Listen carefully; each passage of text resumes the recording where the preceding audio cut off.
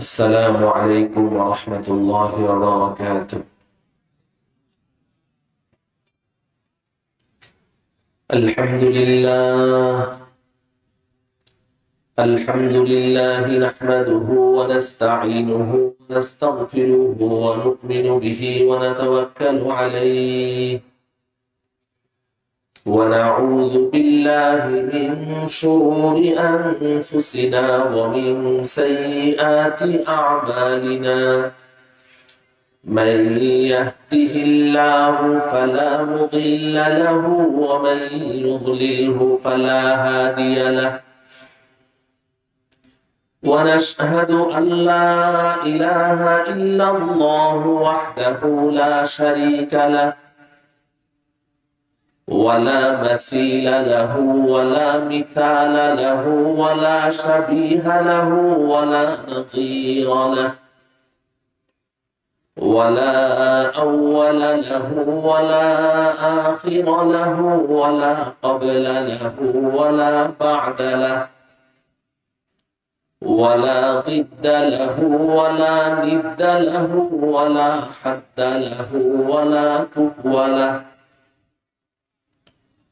ولا ضار له ولا نافع له ولا محيي له ولا مميت له ولا ولد له ولا والد له ولا أم له ولا زوج له ولا وقت له ولا زمان له. ونشهد أن سيدنا وسندنا وحبيبنا وحبيب ربنا وطبيبنا وطبيب قلوبنا ومولانا محمدا عبده ورسوله أرسله الله إلى كافة الناس بشيرا ونذيرا وداعيا إلى الله بإذنه وسراجا منيرا.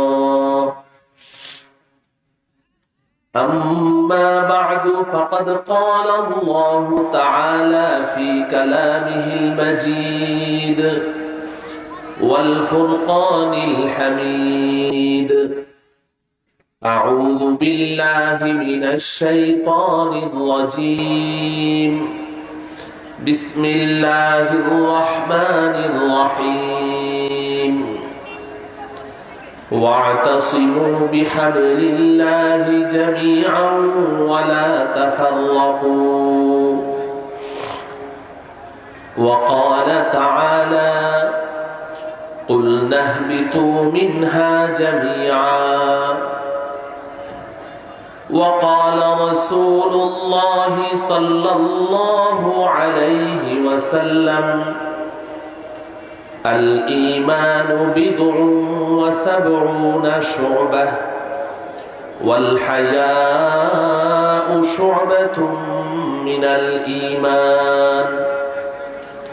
وقال رسول الله صلى الله عليه وسلم: من غش فليس منا. وقال رسول الله صلى الله عليه وسلم: خياركم أحسنكم أخلاقا. أو كما قال رسول الله صلى الله عليه وسلم: صدق الله مولانا العظيم وصدق رسوله النبي الكريم ونحن على ذلك من الشاهدين والشاكرين والحمد لله رب العالمين. সকলে একবার দুরূদ ইব্রাহিমি পড়ি। اللهم صل على محمد وعلى آل محمد كما صليت على إبراهيم وعلى آل إنك حميد مجيد اللهم بارك على محمد وعلى آل محمد كما باركت على إبراهيم وعلى آل إبراهيم إنك حميد مجيد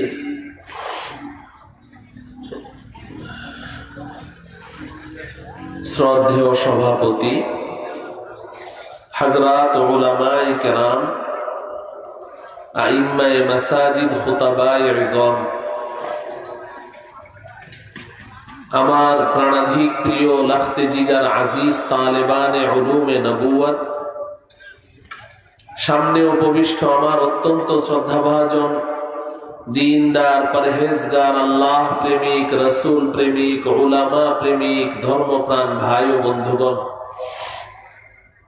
পর্দার অন্তরালে আমার মাতৃতুল্য ভগ্নিতুল্য মা ও বোনেরা, আমরা যারা আজকের এই বিশাল মাজমায় উপস্থিত হয়েছি, প্রতিটি মানুষ আমরা মনে প্রাণে বিশ্বাস করি ও জানি যে বর্তমান আমরা যেই জগতে বসবাস করছি, বাস্তবিক অর্থে আমরা একজনও এই জগতের বাসিন্দা নই।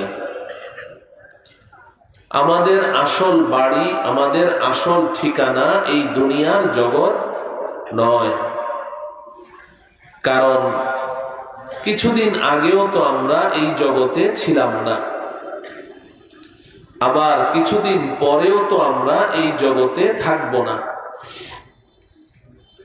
যেহেতু এক সময় ছিলাম না, আবার এক সময় থাকবো না, বোঝা গেল এই দুনিয়ার জগৎ আমার আপনার আসল বাড়ি নয়। সঙ্গত কারণেই প্রশ্ন জাগে, তাহলে আমাদের আসল বাড়ি কোথায়? এই প্রশ্নের জবাবটুকু খুব সহজে আমরা বুঝতে পারি যারা শহরে বসবাস করি, বিশেষ করে ঢাকা রাজধানীতে আমরা যারা থাকি। কোনো একজন মানুষকে জিজ্ঞাসা করি, ভাই আপনার বাসা কোথায়? হয়তো উত্তরে তিনি বলেন যে আমার বাসা ধানমন্ডি। এরপর জিজ্ঞাসা করি, আপনার আসল বাড়ি কোথায়? বলে আমার আসল বাড়ি নোয়াখালী। কারো সাথে সাক্ষাৎ হয়, জিজ্ঞাসা করি, ভাই আপনার বাসা কোথায়? হয়তো বলে আমার বাসা গুলশান। জিজ্ঞাসা করি, ভাই আপনার আসল বাড়ি কোথায়? আসল বাড়ি তো ফরিদপুর। বাসার ঠিকানা জানতে চাইলে প্রথমে শহরের একটা ঠিকানা বলে, আসল বাড়ি কোথায় জানতে চাইলে দূরের একটা ঠিকানা বলে। বলুন তো এমন বলে কি বলে না? বলে। যদি আমি তাকে জিজ্ঞাসা করি, ভাই ঢাকা শহরে আপনি কতদিন যাবত বসবাস করছেন? হয়তো উত্তরে বলবে যে হুজুর আমার জন্মেই তো ঢাকায়। ঢাকা শহরে কি আপনি ভাড়া বাসায় থাকেন? হয়তো উত্তরে বলবে যে না, ভাড়া বাসায় থাকি না, বরং ঢাকায় তো আমার 3টা বাড়িও আছে।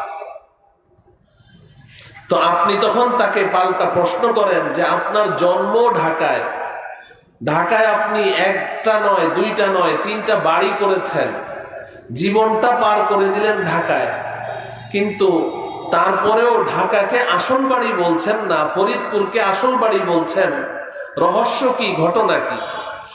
সবার উত্তর একটাই, যে হুজুর ঢাকায় যত কিছুই থাক না কেন, যেহেতু ফরিদপুর আমার বাপ দাদার ভিটা বাড়ি, ওইটাই আসল বাড়ি। বলেন ঠিক কিনা? এই দুনিয়ার জগতে আমরা বাপ দাদার ভিটা বাড়িকে আসল বাড়ি বলে থাকি। ও আমার প্রিয় মুসলমান ভাইয়েরা, পর্দার অন্তরালের মা ও বোনেরা, যদি মা বাবার বাড়ি, বাপ দাদার ভিটা বাড়ি সন্তানের আসল বাড়ি হয়, তাহলে আমাদের সকলের আব্বাজান হযরতে আদম আলাইহিস সালাম, আমাদের সকলের আম্মাজান হযরতে হাওয়া আলাইহিস সালাম, আমাদের আব্বা আম্মাকে সৃষ্টি করে আল্লাহ রব্বুল আলামিন যেই বাড়িতে তাদেরকে বসবাস করতে দিয়েছিলেন, যেই বাড়িটি তাদেরকে দিয়ে দিয়েছিলেন, ওই বাড়িটির নাম কি বলুন তো? জোরে বলেন। তো আব্বা আম্মার বাড়ি আমাদের জান্নাত। যদি তাই হয় তাহলে একজন ইমানদার মুসলমান, আমরা তো তাদের সন্তান। একজন ইমানদার মুসলমানের আসল বাড়ি কুমিল্লা, নোয়াখালী, সিলেট, চিটাগাং কিংবা রংপুর, দিনাজপুর, কুড়িগ্রাম, ফরিদপুর হতে পারে না। একজন ইমানদার মুসলমানের আসল বাড়ির নাম জান্নাত। জান্নাত আমাদের আসল বাড়ি। শুধু আসল বাড়ি বললে ভুল হবে। জান্নাতের বাড়ি আমাদের পৈতৃক সম্পত্তি। সুবহানাল্লাহ বলেন। এই কথাটি আমার নয়, আল্লাহ রাব্বুল আলামিন কোরআনে হাকিমে বলেছেন, ওয়াতিলকাল জান্নাতুল্লাতী উরিসতুমুহা বিমা কুনতুম তা'মালুন। আল্লাহ রাব্বুল আলামিন যখন আমাদেরকে জান্নাতের বাড়িতে দিয়ে দিবেন, তখন আল্লাহ পাকের পক্ষ থেকে একটি ঘোষণা আসবে, এই জান্নাতীরা, এই জান্নাতের বাড়িগুলো তোমাদেরকে পৈতৃক সম্পত্তি হিসেবে দিয়ে দেওয়া হয়েছে। উরিসতুমুহা, তোমরা মিরাস সূত্রে মালিক হয়েছে, পৈতৃক সম্পত্তি হিসেবে মালিক হয়েছে। প্রশ্ন জাগে, জান্নাতের বাড়ি আমরা পৈতৃক সূত্রে কিভাবে মালিক হলাম? মুফাসসিরিনে কেরাম এর একাধিক রহস্য বর্ণনা করেছেন। ইমামে কুরতুবী রাহমাতুল্লাহি আলাইহি তার মধ্যে একটি কারণ এও লিখেছেন যে জান্নাতের বাড়ি আমাদের পৈতৃক সম্পত্তি নয় তো কি, আমাদের আব্বা হযরতে আদম আলাইহিস সালাম, আমাদের আম্মা হযরতে হাওয়া আলাইহাস সালাম, আমাদের আব্বা আম্মার বাড়ি ছিল জান্নাত। আমরা তাদের সন্তান। সন্তান তো মা বাবার সম্পদের মালিক পৈতৃক সূত্রেই হয়ে থাকে। এই কারণেই আল্লাহ রাব্বুল আলামিন বলেছেন, জান্নাতের বাড়ি তোমাদেরকে পৈতৃক সম্পত্তি হিসেবে দিয়ে দেওয়া হয়েছে। মুহতারাম হাজিরিন, এই সংক্ষিপ্ত কথা থেকে আমরা বুঝলাম যে আমাদের আসল বাড়ির নাম কি? সবাই বলতে হবে। আমরা কি এখন আসল বাড়িতে আছি? আসল বাড়ি থেকে এখন অনেক দূরে আছি। আচ্ছা, কেউ যদি তার আসল বাড়ি থেকে দূরে চলে যায়, শরীয়তের পরিভাষায় তাকে কি বলে? মুসাফির বলে। বলেন না, কি বলে? মুসাফির বলে। এই যে আমি এখন আপনাদের সামনে বসে আছি, আমি একজন মুসাফির। আমার বাড়ি থেকে আমি অনেক দূরে চলে এসেছি। এখন একজন মুসাফিরের অবস্থা কেমন হয়? মুসাফিরের অবস্থাটা কেমন? একজন কবির ভাষায়, মুসাফির হার কুজা বাসাদ ওয়াতন রায়াদ মিদারাদ, মুসাফির হার কুজা বাসাদ ওয়াতন রায়াদ মিদারাদ, চুবুল বুলদার কফস বাসাদ চমন রায়াদ মিদারাদ, চুবুল বুলদার কফস বাসাদ চমন রায়াদ মিদারাদ। একজন কবি বলেন যে একজন মুসাফিরের অবস্থা কি? কোন মুসাফির, আপনি একজন মুসাফির, বাড়ি থেকে সফর করে অনেক দূরে গিয়েছেন। হয়তো ধরেন ফরিদপুর থেকে আপনি একজন ব্যবসায়ী, ব্যবসার কাজে আপনি চিটাগং গিয়েছেন, ওখানে আপনি মুসাফির। 3 দিন ওখানে থাকবেন, আপনার ব্যবসার কাজে অনেক দৌড়াদৌড়ি করতে হবে। কিন্তু যদি আপনি মুসাফির হন, বাড়ি থেকে অনেক দূরে থাকেন, শত ব্যস্ততা, শত কাজের ফাঁকে ফাঁকে শুধু আপনার মনে উকি ঝুঁকি মারতে থাকবে, কখন কাজগুলো শেষ করব আর কখন বাড়িতে ফিরে যাব। বলেন ঠিক কিনা? এই হচ্ছে মুসাফিরের অবস্থা। কবি উদাহরণ দিচ্ছেন, চুবুল বুলদার কফস বাসাদ চমন রায়াদ মিদারাদ। যেমন একটা বুলবুলি পাখি, এই পাখিটিকে আপনি জঙ্গল থেকে শিকার করে ধরে নিয়ে এসেছেন, বাড়িতে এনে পাখিটিকে খাঁচার মধ্যে বন্দী করে এবার আপনি তাকে অনেক আদর আহ্লাদ করে লালন পালন করছেন, অনেক উন্নত জাতের খাবার পরিবেশন করছেন। আপনি 3 বেলা খান, তাকে 30 বেলা খাবার দেন। আপনি তার উপরে ফ্যান ছেড়ে রেখেছেন, তাকে খুব সুন্দর করে আদর করে তাকে লালন পালন করছেন। বলুন তো দেখি, বুলবুলি পাখিটা আপনার কাছে খুশি না বেজার? হ্যাঁ, বেজার। ওর মন খারাপ, বুলবুলির মন খারাপ। আমার এত আদর সোহাগের দরকার নেই, আমার এত উন্নত খাবারেরও দরকার নেই। আমি যদি এখান থেকে ছুটে আমার আসল বাড়ি জঙ্গলে ফিরে যেতে পারতাম কতই না ভালো হতো, বলেন ঠিক না বেঠিক? ও আমার প্রিয় ভাইয়েরা, পর্দার অন্তরালের মা ও বোনেরা, যদি ন্যূনতম ঈমানটুকু থেকে থাকে যে এই দুনিয়া তো আমার আসল বাড়ি নয়, আমার আসল বাড়ি তো জান্নাত, ওই জান্নাতে আমাকে আবারও ফিরে যেতেই হবে, বলেন ঠিক কিনা? জান্নাতে সবাই যেতে চায়, সবাই যেতে চাই। কারা কারা যেতে চাই হাত উঠাই। হে আল্লাহ, আপনি আমাদের সবাইকে অতি সহজে অতি নিরাপদে আমাদের আসল বাড়ি, আমাদের পৈতৃক সম্পত্তি জান্নাতে ফিরে যাওয়ার তৌফিক দান করুন।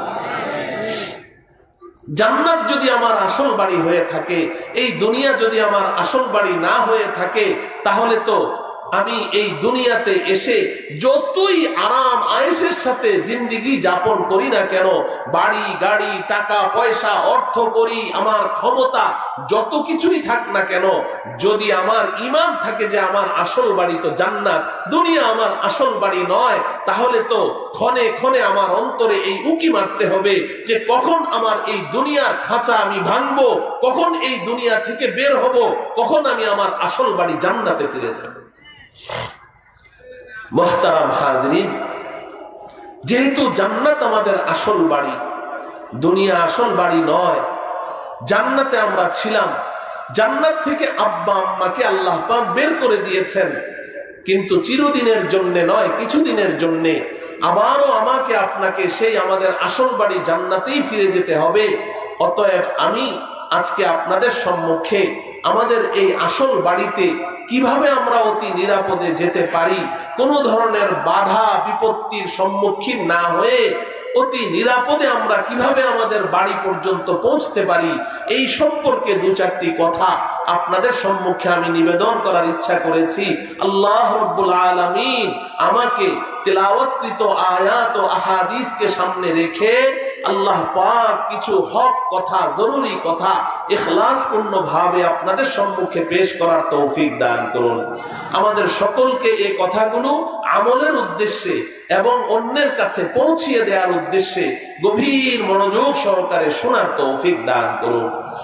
মুহতারাম হাজরিন, খুব সহজ কথা, যদি আমি আমার বাড়িতে যেতে চাই, আমার গন্তব্যস্থলে যদি পৌঁছতে চাই, তো প্রথম শর্ত হলো বাড়ির পথ চিনতে হবে, ঠিক কিনা বলেন? যদি আমি বাড়ির পথ চিনতে না পারি, তাহলে সমূহ সম্ভাবনা আছে আমি পথ হারিয়ে অন্য কোনো দিকে চলে যেতে পারি, ঠিক কিনা? আমার বাড়ি যদি হয় চিটাগং, আমার বাড়ি যদি হয় দক্ষিণবঙ্গে, আর আমি উত্তরবঙ্গের গাড়িতে উঠে বসে আছি, গাড়ি যতই চলতে থাকবে আমি বাড়ির কাছে পৌঁছবো না আরো দূরে সরতে থাকবো। এই জন্য কবি শেখ সাদি রহমতুল্লাহ আলাই আরবের একজন মুসাফিরকে দেখলেন যে ও যাবে আরব দেশে, সে যাবে কাবা শরীফ জিয়ারত করতে, কিন্তু সে তুর্কিস্তানের পথ ধরে চলছে। তো শেখ সাদি তাকে ডেকে বলছে, তারসাম নারাসি বা কাবা এ আরবি, তারসাম নারাসি বা কাবা এ আরবি, কে রাহ কে তু মিরবি বা তুর্কিস্তানাস। এই আরব দেশের মুসাফির, আমার তো বড় ভয় হচ্ছে, তুমি তো কাবা ঘর পর্যন্ত পৌঁছতে পারবে না, কারণ হলো তুমি যেই পথ ধরে চলছো এই পথটা তো শেষ হয়েছে তুর্কিস্তান গিয়ে, তুমি কি করে আরব দেশে পৌঁছবে, কি করে তুমি বাইতুল্লাহ পর্যন্ত পৌঁছবে? যদি বাইতুল্লাহ পর্যন্ত পৌঁছতেই চাও তাহলে বাইতুল্লাহর পথ ধরেই তোমাকে চলতে হবে, বলেন ঠিক কিনা? মুহতারাম হাজিরিন, যদি তাই হয়, এটা একেবারেই মোটা আকলের কথা, এটা বুঝতে তো কোরআন হাদিস লাগে না, আমার বাড়ির পথ ধরে আমাকে চলতে হবে, তবেই না বাড়িতে পৌঁছতে পারবো। তো যদি জান্নাত আমার আসল বাড়ি হয়, তো জান্নাতের পথ ধরেই আমাকে চলতে হবে। এখন প্রশ্ন হলো, জান্নাতের পথ কোথায়, জান্নাত আছে কোথায়, বাড়িটা আছে কোথায়? এই ব্যাপারে আমি দু চারটি কথা আপনাদের সম্মুখে মোকদ্দমা হিসাবে পেশ করব, এরপর আমার আসল মাকসাদ যেটা সেটা আমি বয়ান করব। এখন তো আমরা অধিকাংশরাই বলতে পারছি না যে আমাদের বাড়িটা কোথায় আছে, কোন দিকে আছে, আমরা বলতে পারছি না। কিন্তু মুফাসসিরিনে কেরাম আল্লাহ রব্বুল আলামিন তাদের কবরকে নূরে নূরান্বিত করে দেন। তারা আমাদের বাড়ির ঠিকানা বলে দিয়েছেন যে আমাদের জান্নাতের বাড়িটা আছে কোন দিকে। সূরাতুল বাকারা 32 নং আয়াতে আল্লাহ রব্বুল আলামিন আমাদের আব্বা আম্মাকে যে জান্নাতের বাড়ি থেকে বের করে দিয়েছেন, বের করে দেওয়ার সময় কি বলে বের করেছেন? আপনি যদি আপনার সন্তানকে বাড়ি থেকে বের করে দেন, কিছু একটা বলবেন না যে তুই বের হয়ে যা, কিংবা আমার চোখের সামনে থেকে সর, কিংবা তোকে আর আমি দেখতে চাই না, এমন কিছু একটা বলবেন কিনা? বলেই তো বের করবেন। তো আমাদের আব্বা আম্মাকে আল্লাহ পাক জান্নাত থেকে কি বলে বের করেছেন? সূরাতুল বাকারা আয়াত নাম্বার কত? 32। বলেন কত? 32 নং আয়াতে আল্লাহ পাক বলেন, কুলনা হাবিতু মিনহা জামিআ।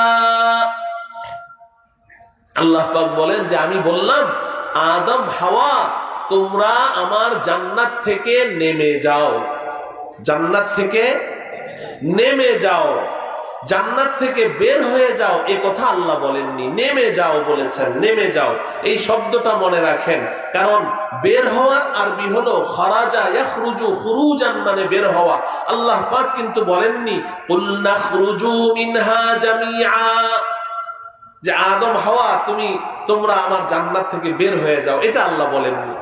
হাবাতা ইয়াহবিতু হুবুতান, উপর থেকে নিচের দিকে অবতরণ করা। আল্লাহ পাক এই শব্দটি ব্যবহার করেছেন, কুল নাহবিতু মিনহা জামিআ। আমি বললাম আদম হাওয়া তোমরা সবাই আমার জান্নাত থেকে নেমে যাও। এখানে মুফাসসিরিনে কেরাম চমৎকার একটা কথা লিখেছেন, চমৎকার। আল্লামা সানাউল্লাহ পানিপতি রাহমাতুল্লাহি আলাইহি তাফসীরে মাজহারির সহ আরো অন্যান্য তাফসীরে রুহুল মাআনির মুসান্নিফ তিনিও এটা লিখেছেন যে আল্লাহ রাব্বুল আলামিন এখানে জমার সিগা ব্যবহার করেছেন, ইহবিতু। এটার মধ্যে মুফাসসিরিনে কেরাম একটা রহস্য উদ্ঘাটন করেছেন। সেই রহস্যটা হলো আমাদের আব্বা আম্মা একাই জান্নাতের বাড়িতে ছিলেন না, বরং এই যে আজকে আমরা যারা এখানে বসে আছি, আমরা সহ আদম আলাইহিস সালামের কিয়ামত পর্যন্ত আগত সমস্ত সন্তানেরা আমরা সবাই মিলে আব্বা আম্মার সাথে জান্নাতের বাড়িতে ছিলাম। সুবহানাল্লাহ। আমরাও ছিলাম আমাদের আসল বাড়িতে। দলিল কি, প্রমাণ কি? এটা বুঝেন, আপনারা শিক্ষিত মানুষ, বুঝবেন। দেখেন পৃথিবীতে যত ভাষা আছে, বাংলা বলেন, ইংরেজি বলেন, উর্দু বলেন, হিন্দি বলেন, ফার্সি বলেন, যত ভাষা আছে সব ভাষায় বচন দুইটি। বচন কয়টি? এক বচন, বহু বচন। এক বচন, বহু বচন। সব ভাষাতে বচন দুইটি। যদি একজন হয় বলবে আমি, দুইজন হলেও বলবে আমরা, আবার 2000 মানুষ হলেও বলবে আমরা। যদি আপনি একজন হন আমি বলবো তুমি, যদি দুইজন হন বলবো তোমরা, 2 লাখ মানুষ হলেও বলবো তোমরা। শব্দ দুইটা, আমি, আমরা, তুমি, তোমরা, সে, তাহারা। বচন দুইটি সব ভাষায়, এক বচন, বহু বচন। শুধুমাত্র এক্সেপশনাল হচ্ছে আরবি ভাষা। আরবি ভাষার মধ্যে বচন 3টি, এক বচন, দ্বিবচন, বহু বচন। এক বচন, দ্বিবচন, বহু বচন, ওয়াহিদ, তাসনিয়া, জমা। আরবি ভাষায় বচন 3টি। যদি আপনি একজন হন আমি বলবো আন্তা, তুমি একজন। যদি দুইজন হন বলবো আন্তুমা, তোমরা দুইজন। আর যদি 2 এর অধিক হয় তাহলে বলবে আন্তুম, তোমরা সবাই। বচন কয়টি? 3টি। আরবি ভাষায় বচন 3টি, মাথায় রাখেন। এখন বলুন তো দেখি, জান্নাত থেকে যে আল্লাহ রব্বুল আলামিন আমাদের আব্বা আম্মা আদম এবং হাওয়াকে বের করলেন, মানুষ কয়জন? জোরে বলতে হবে। 2 জন। মানুষ 2 জন। তাহলে আরবি ভাষার ব্যাকরণ অনুযায়ী এখানে কোন বচনটা ব্যবহার হয়? জোরে বলেন, ওয়াজ বুঝতে হবে তো। কোন বচন? দ্বিবচন ব্যবহার হয়, যেহেতু আরবি ভাষায় দ্বিবচন আছে। মানুষ যেহেতু 2 জন, আদম হাওয়া, তো এখন যদি আল্লাহ রব্বুল আলামিন এই 2 জন মানুষকে বের করে দেন তো দ্বিবচন ব্যবহার করবেন। আর দ্বিবচন ব্যবহার করলে বলতে হবে কুলনা হাবিতা মিনহা জামিআ। কারণ ইহবিত, তুমি একজন নেমে যাও, ইহবিত, তোমরা 2 জন নেমে যাও। ইহবিতু, তোমরা সবাই নেমে যাও। তো মানুষ যেহেতু দুইজন, তো আল্লাহ পাক তো দ্বিবচন ব্যবহার করবেন, সিগায়ে তাসনিয়া ব্যবহার করবেন, কুলনাহবিতু মিনহা জামিআ। কিন্তু আল্লাহ পাক ইহবিত না বলে সিগায়ে জমা ব্যবহার করেছেন, বহু বচন ব্যবহার করেছেন। প্রশ্ন জাগে, মানুষ তো দুইজন, আদম হাওয়া, আল্লাহ পাক তো দ্বিবচন ব্যবহার করে বলে দিবেন তোমরা দুইজন নেমে যাও, কিন্তু আল্লাহ পাক বলছেন যে না, দুইজন না, তোমরা সবাই বের হও। কুলনাহবিতু মিনহা আবার জামিআ তাকিদের জন্য ব্যবহার করেছেন, তোমরা সবাই বের হও, কেউ থাকবে না, সবাই বের হও। আরে প্রশ্ন জাগে, মানুষ দুইজন, সবাই আসলো কোত্থেকে? মুফাসসিরিনে কেরাম বলেন, হ্যাঁ, আমরা দেখছি মানুষ দুইজন, আব্বা আম্মা শুধু আদম হাওয়া, কিন্তু আল্লাহ পাক তো আলিমুল গায়েব, আল্লাহ তো গায়েবের খবরও রাখেন, আল্লাহ তো অদৃশ্যের খবরও দেখেন, গোপন জিনিসও দেখেন। আমরা দেখছি মানুষ দুইজন, আল্লাহ দেখছেন মানুষ দুইজন না, অগণিত। আদম আলাইহিস সালাম আব্বাজান, তার পিঠের ভেতরে আল্লাহ পাক দেখতে পাচ্ছেন, আমি, আপনি, আপনি, আপনি, আমরা সবাই ঘাপটি মেরে চুপচাপ বসে আছি। মুফাসসিরিনে কেরাম লিখেছেন, যদি আল্লাহ বলতেন কুলনাহবিতু মিনহা জামিআ, আদম হাওয়া তোমরা দুইজন বের হয়ে যাও, এমনও হতে পারতো আব্বাজান হযরতে আদম চিন্তা করতেন, গাছের ফল আমি না খেয়েছি, আমার সন্তানদের দোষটা কি? ঠিক আছে, পিঠের ভিতর থেকে সন্তানদেরকে, আমাদেরকে সবাইকে জান্নাতে রেখে আব্বা আম্মা নেমে চলে আসতেন, এমনটাও তো সম্ভাবনা ছিল। আল্লাহ পাক এজন্য বললেন কুলনাহবিতু মিনহা জামিআ, সবাই নামো, সবাই নামো। আদম তুমিও যাও, হাওয়া তুমিও যাও। আদম, তোমার যত সন্তান তোমার সাথে আছে, সব সন্তানদেরকে নিয়ে তুমি বের হয়ে যাও, নেমে যাও। তো এখান থেকে বোঝা যায় যে আমরাও আমাদের আসল বাড়ি জান্নাতে ছিলাম। কথা বুঝেন মুহতারাম হাজিরিন? তো জান্নাত থেকে আল্লাহ রাব্বুল আলামিন বের হতে বললেন না, নামতে বললেন, নেমে যাও, নেমে যাও। এই যে ইহবিতু শব্দ বলেছেন, নেমে যাও, এখান থেকে মুফাসসিরিনে কেরাম আমাদের বাড়ির ঠিকানা বের করে ফেলেছেন। সুবহানাল্লাহ বলেন। কিভাবে বের করলেন? আপনি বিকেল বেলা অফিস থেকে বাড়িতে এসেছেন, বাসা, আপনার দুই ছেলের মধ্যে ছোট ছেলেটা একটু বেশি দুষ্টামি করে, খালি গাছে উঠে, গাছ বায়। তো আপনি বাড়িতে এসে দেখেন আপনার ছোট ছেলেটা নারিকেল গাছের আগায় উঠে বসে আছে। আপনি এখন ওই ছেলেটাকে কি বলবেন? এই দুষ্ট, বের হ, এটা বলবেন? কথা বলে না। বের হ বলবেন? কি বলবেন? নেমে আয়, এটা বলবেন না? নেমে আয়। আপনি যখন বললেন এই দুষ্ট নেমে আয়, আপনার গিন্নি রান্নাঘরে বসে রান্না করছে, উনি কিন্তু জানে না ওনার বাছা ধন এখন কোথায় আছে, কিন্তু যখন স্বামীর গলার আওয়াজ শুনলো এই দুষ্ট নেমে আয়, আপনার গিন্নি কি বুঝবে আপনার তার সন্তানটা কোথায় আছে? বুঝবে না? নেমে আয় শব্দ থেকে বুঝবে না যে আমার বাছা ধন এখন গাছের আগায়, এটা বুঝবে কি বুঝবে না? আপনি বুঝবেন কি বুঝবেন না? তো আল্লাহ রাব্বুল আলামিন যখন আব্বা আম্মাকে বললেন জান্নাত থেকে নেমে যাও, জান্নাত থেকে নেমে সোজা আব্বা আম্মা দুনিয়াতে এসে গেছেন। এবার আমার ওয়াজ যদি আপনারাও মনোযোগ দিয়ে শুনে থাকেন, বলুন তো দেখি আমাদের জান্নাতের বাড়িটা কোন দিকে আছে? একজন দুইজন বুঝছে, সবাই বুঝে নাই। কোন দিকে আছে? উপরের দিকে আছে। মাশাআল্লাহ, এই তো ওয়াজ বুঝে আসতেছে। তো মুফাসসিরিনে কেরাম এখান থেকে বের করে ফেলেছেন যে আমাদের তাহলে বাড়িটা আছে কোন দিকে, আমরা আছি কোন দিকে? উপরে আছে বলেই তো আল্লাহ রাব্বুল আলামিন আব্বা আম্মাকে হুকুম করলেন নেমে যাও, নেমে যাও। আব্বা আম্মা জান্নাত থেকে নেমে সোজা দুনিয়াতে চলে এসেছে। আমি যখন হেফজখানায় পড়ি, ওই সময় হেফজখানার ওস্তাদজি আমাদেরকে বলেছিলেন যে আমাদের আব্বা আম্মা যে দুনিয়াতে আসলেন, আব্বাজান হযরতে আদম আলাইহিস সালাম তিনি এই ভারত উপমহাদেশে পা রেখেছেন। সুবহানাল্লাহ। জান্নাত থেকে নেমে সোজা কোথায় পা রেখেছেন? ভারত উপমহাদেশে।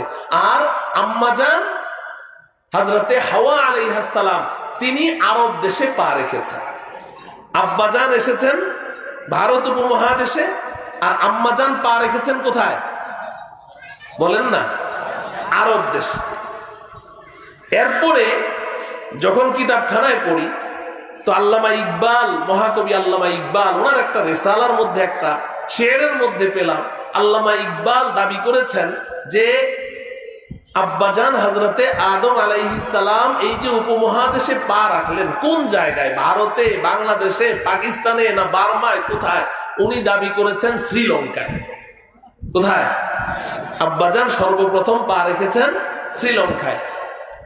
এবং আওলাদে রাসূল শাইখুল আরবি ওয়াল আজম, আমার দাদা উস্তাদ এবং দাদা পীর হযরত মাওলানা হুসাইন আহমদ মাদানী রহমতুল্লাহ আলাইহি, তিনিও এমনটি দাবি করেছেন। তো তখন থেকে মনের মধ্যে একটা অদম্য ইচ্ছা ছিল যে কোনোদিন যদি শ্রীলঙ্কা যেতে পারি তাহলে দেখবো আব্বাজান হযরতে আদম আলাইহিস সালাম জান্নাত থেকে নেমে সর্বপ্রথম পাওটা কোথায় রাখলেন। মনের মধ্যে এমন একটা আশা ছিল। আল্লাহ পাকের কি মেহেরবানি যে আমি গত কয়েক বছর আগে শ্রীলঙ্কা গিয়েছিলাম, সফরে গিয়েছি আমার দারুল উলুম দেওবন্দের এক সাথী মুফতি আহমদ মাফাজের দাওয়াতে। তো যখন শ্রীলঙ্কা যাওয়ার প্রোগ্রাম হলো, ওই কথাটা ভুলেই গিয়েছিলাম। আবার মাথায় আসলো যে আব্বাজান জান্নাতের বাড়ি থেকে নেমে প্রথম তো শ্রীলঙ্কায় পা রাখলেন, আচ্ছা এবার গেলে খুঁজে দেখবো কোথায় পা রেখেছে। তো শ্রীলঙ্কা যাওয়া লাগেনি, বিমানে বসার পরে সামনের সিটের পেছনে পকেটের মধ্যে কতগুলো বই রাখা থাকে। আপনি যেই দেশে যাবেন ওই দেশের সংক্ষিপ্ত বর্ণনা, ওই দেশের জনসংখ্যা, ওই দেশের ভাষা, ওই দেশের মুদ্রা, ওই দেশের অর্থনৈতিক অবস্থা এবং ওই দেশের ঐতিহাসিক জায়গা, এগুলো সব ডিটেলস বর্ণনা ওই বইয়ের মধ্যে দেওয়া থাকে। বইটা উল্টাতে উল্টাতে দেখি একেবারে ছবি সহ দেয়া আছে আব্বাজান শ্রীলঙ্কার কোন জায়গায় পা রেখেছে। তখন তো আগ্রহ আরো বেড়ে গেল। এরপর শ্রীলঙ্কা যাওয়ার পরে দেখলাম যে ওখানে শ্রীলঙ্কার বর্তমান রাজধানীর নাম কি? কলম্বো। বলেন নাকি? কলম্বো। কিন্তু এর আগে শ্রীলঙ্কার প্রাচীন রাজধানী ছিল ক্যান্ডি। কলম্বো থেকে প্রায় 450 কিলোমিটার দূরে ক্যান্ডি শহর। এই ক্যান্ডি শহরে একটা পাহাড় আছে, এই পাহাড়টার নাম হচ্ছে অ্যাডামস পিক। এই অ্যাডামস পিক, আদমের পাহাড়, এই পাহাড়টার উচ্চতা 7365 ফিট। সুবহানাল্লাহ বলেন। কত ফিট উঁচু? 7365 ফিট উঁচু একটা পাহাড়। আপনি কিন্তু ধারণা করতে পারছেন না পাহাড়টা কত উপরে। এই যে আমাদের মাথার উপর দিয়ে হেলিকপ্টার উড়ে যায়, তো একবার এই হেলিকপ্টার খুব নিচ দিয়ে চলছে, প্রথমবার যখন হেলিকপ্টারে উঠি তো আমি ওই ক্যাপ্টেনকে জিজ্ঞাসা করছি, ভাই আমরা কতদূর উপর দিয়ে যাচ্ছি? বললো যে হুজুর 200 ফিট উপর দিয়ে। কতটুকু? নিচ থেকে মানুষ হাত দিয়ে এমন হাত নাড়ে, সবকিছু দেখা যায়। একটা হেলিকপ্টার আমার মাথার 200 ফিট উপর দিয়ে যায়। আর ওই পাহাড়টা কত উঁচা? 7365 ফিট, মানে প্রায় 7500 ফিট উঁচু। এই পাহাড়টার উপরে একটা বিশাল আকারে পাথর, এই পাথরটার উপরে একটা পায়ের তলার ছাপ 5 আঙ্গুল সহ গেড়ে বসে আছে। এখন এই যে পাথরের গায়ে পায়ের ছাপ, এটা কার পা? এটা নিয়ে শ্রীলঙ্কাবাসীর মধ্যে 3 ধরনের কথার প্রচলন আছে। আপনারা জানেন শ্রীলঙ্কার অধিকাংশ মানুষ বৌদ্ধ ধর্মাবলম্বী। তো ওদের দাবি হলো যে এই পায়ের ছাপটা গৌতম বুদ্ধের পায়ের ছাপ। গৌতম বুদ্ধ ওদের ধর্মগুরু। আর ওখানে অনেক হিন্দুরা বসবাস করে। হিন্দুদের দাবি হলো যে ওই পাথরের উপরে পায়ের ছাপটা হচ্ছে শ্রীকৃষ্ণের পায়ের ছাপ। আর পুরা শ্রীলঙ্কার মধ্যে শতকরা 5 জন মুসলমান, 5%। 100 জনের মধ্যে কয়জন? 5 জন। তবে আনন্দের বিষয় হলো শ্রীলঙ্কার বর্তমান যে রাজধানী কলম্বো, এই কলম্বোর মধ্যে শতকরা 60 জন মুসলমান শহরের মধ্যে। মুসলমানদের দাবি হলো যে এটা গৌতম বুদ্ধ কিংবা শ্রীকৃষ্ণ নয়, এটা আমাদের সমস্ত মানব জাতির পিতা আদম আলাইহিস সালাম জান্নাত থেকে অবতরণ করে সর্বপ্রথম ওখানে পা রেখেছেন ওই পায়ের ছাপ। তো এখন 3 দলের 3 দাবি, দলিল কিন্তু কারো কাছেই নাই, সবাই শুধু দাবি করছে। প্রমাণ তো কারো কাছে নেই, আমাদের কাছেও নেই। কারণ কোরআনের কোথাও এমন কোনো ইশারা ইঙ্গিত নেই, কোনো হাদিস এই পর্যন্ত আমি পাইনি, কোনো হাদিসের মধ্যে নবীজি এরকম বলেছেন না। কোরআন হাদিসে কোথাও এই ধরনের কোনো ইঙ্গিত ইশারা নাই, আমাদের কাছেও দলিল নাই, তাদের কাছেও দলিল নাই। তিন দলের তিন দাবি। তো আমি ওখানে 5 দিন আমার প্রোগ্রাম ছিল, তো প্রোগ্রামগুলো করতাম আর খালি বসে বসে ভাবতাম যে আসলে এই পায়ের ছাপটা কার পা, কার এটা।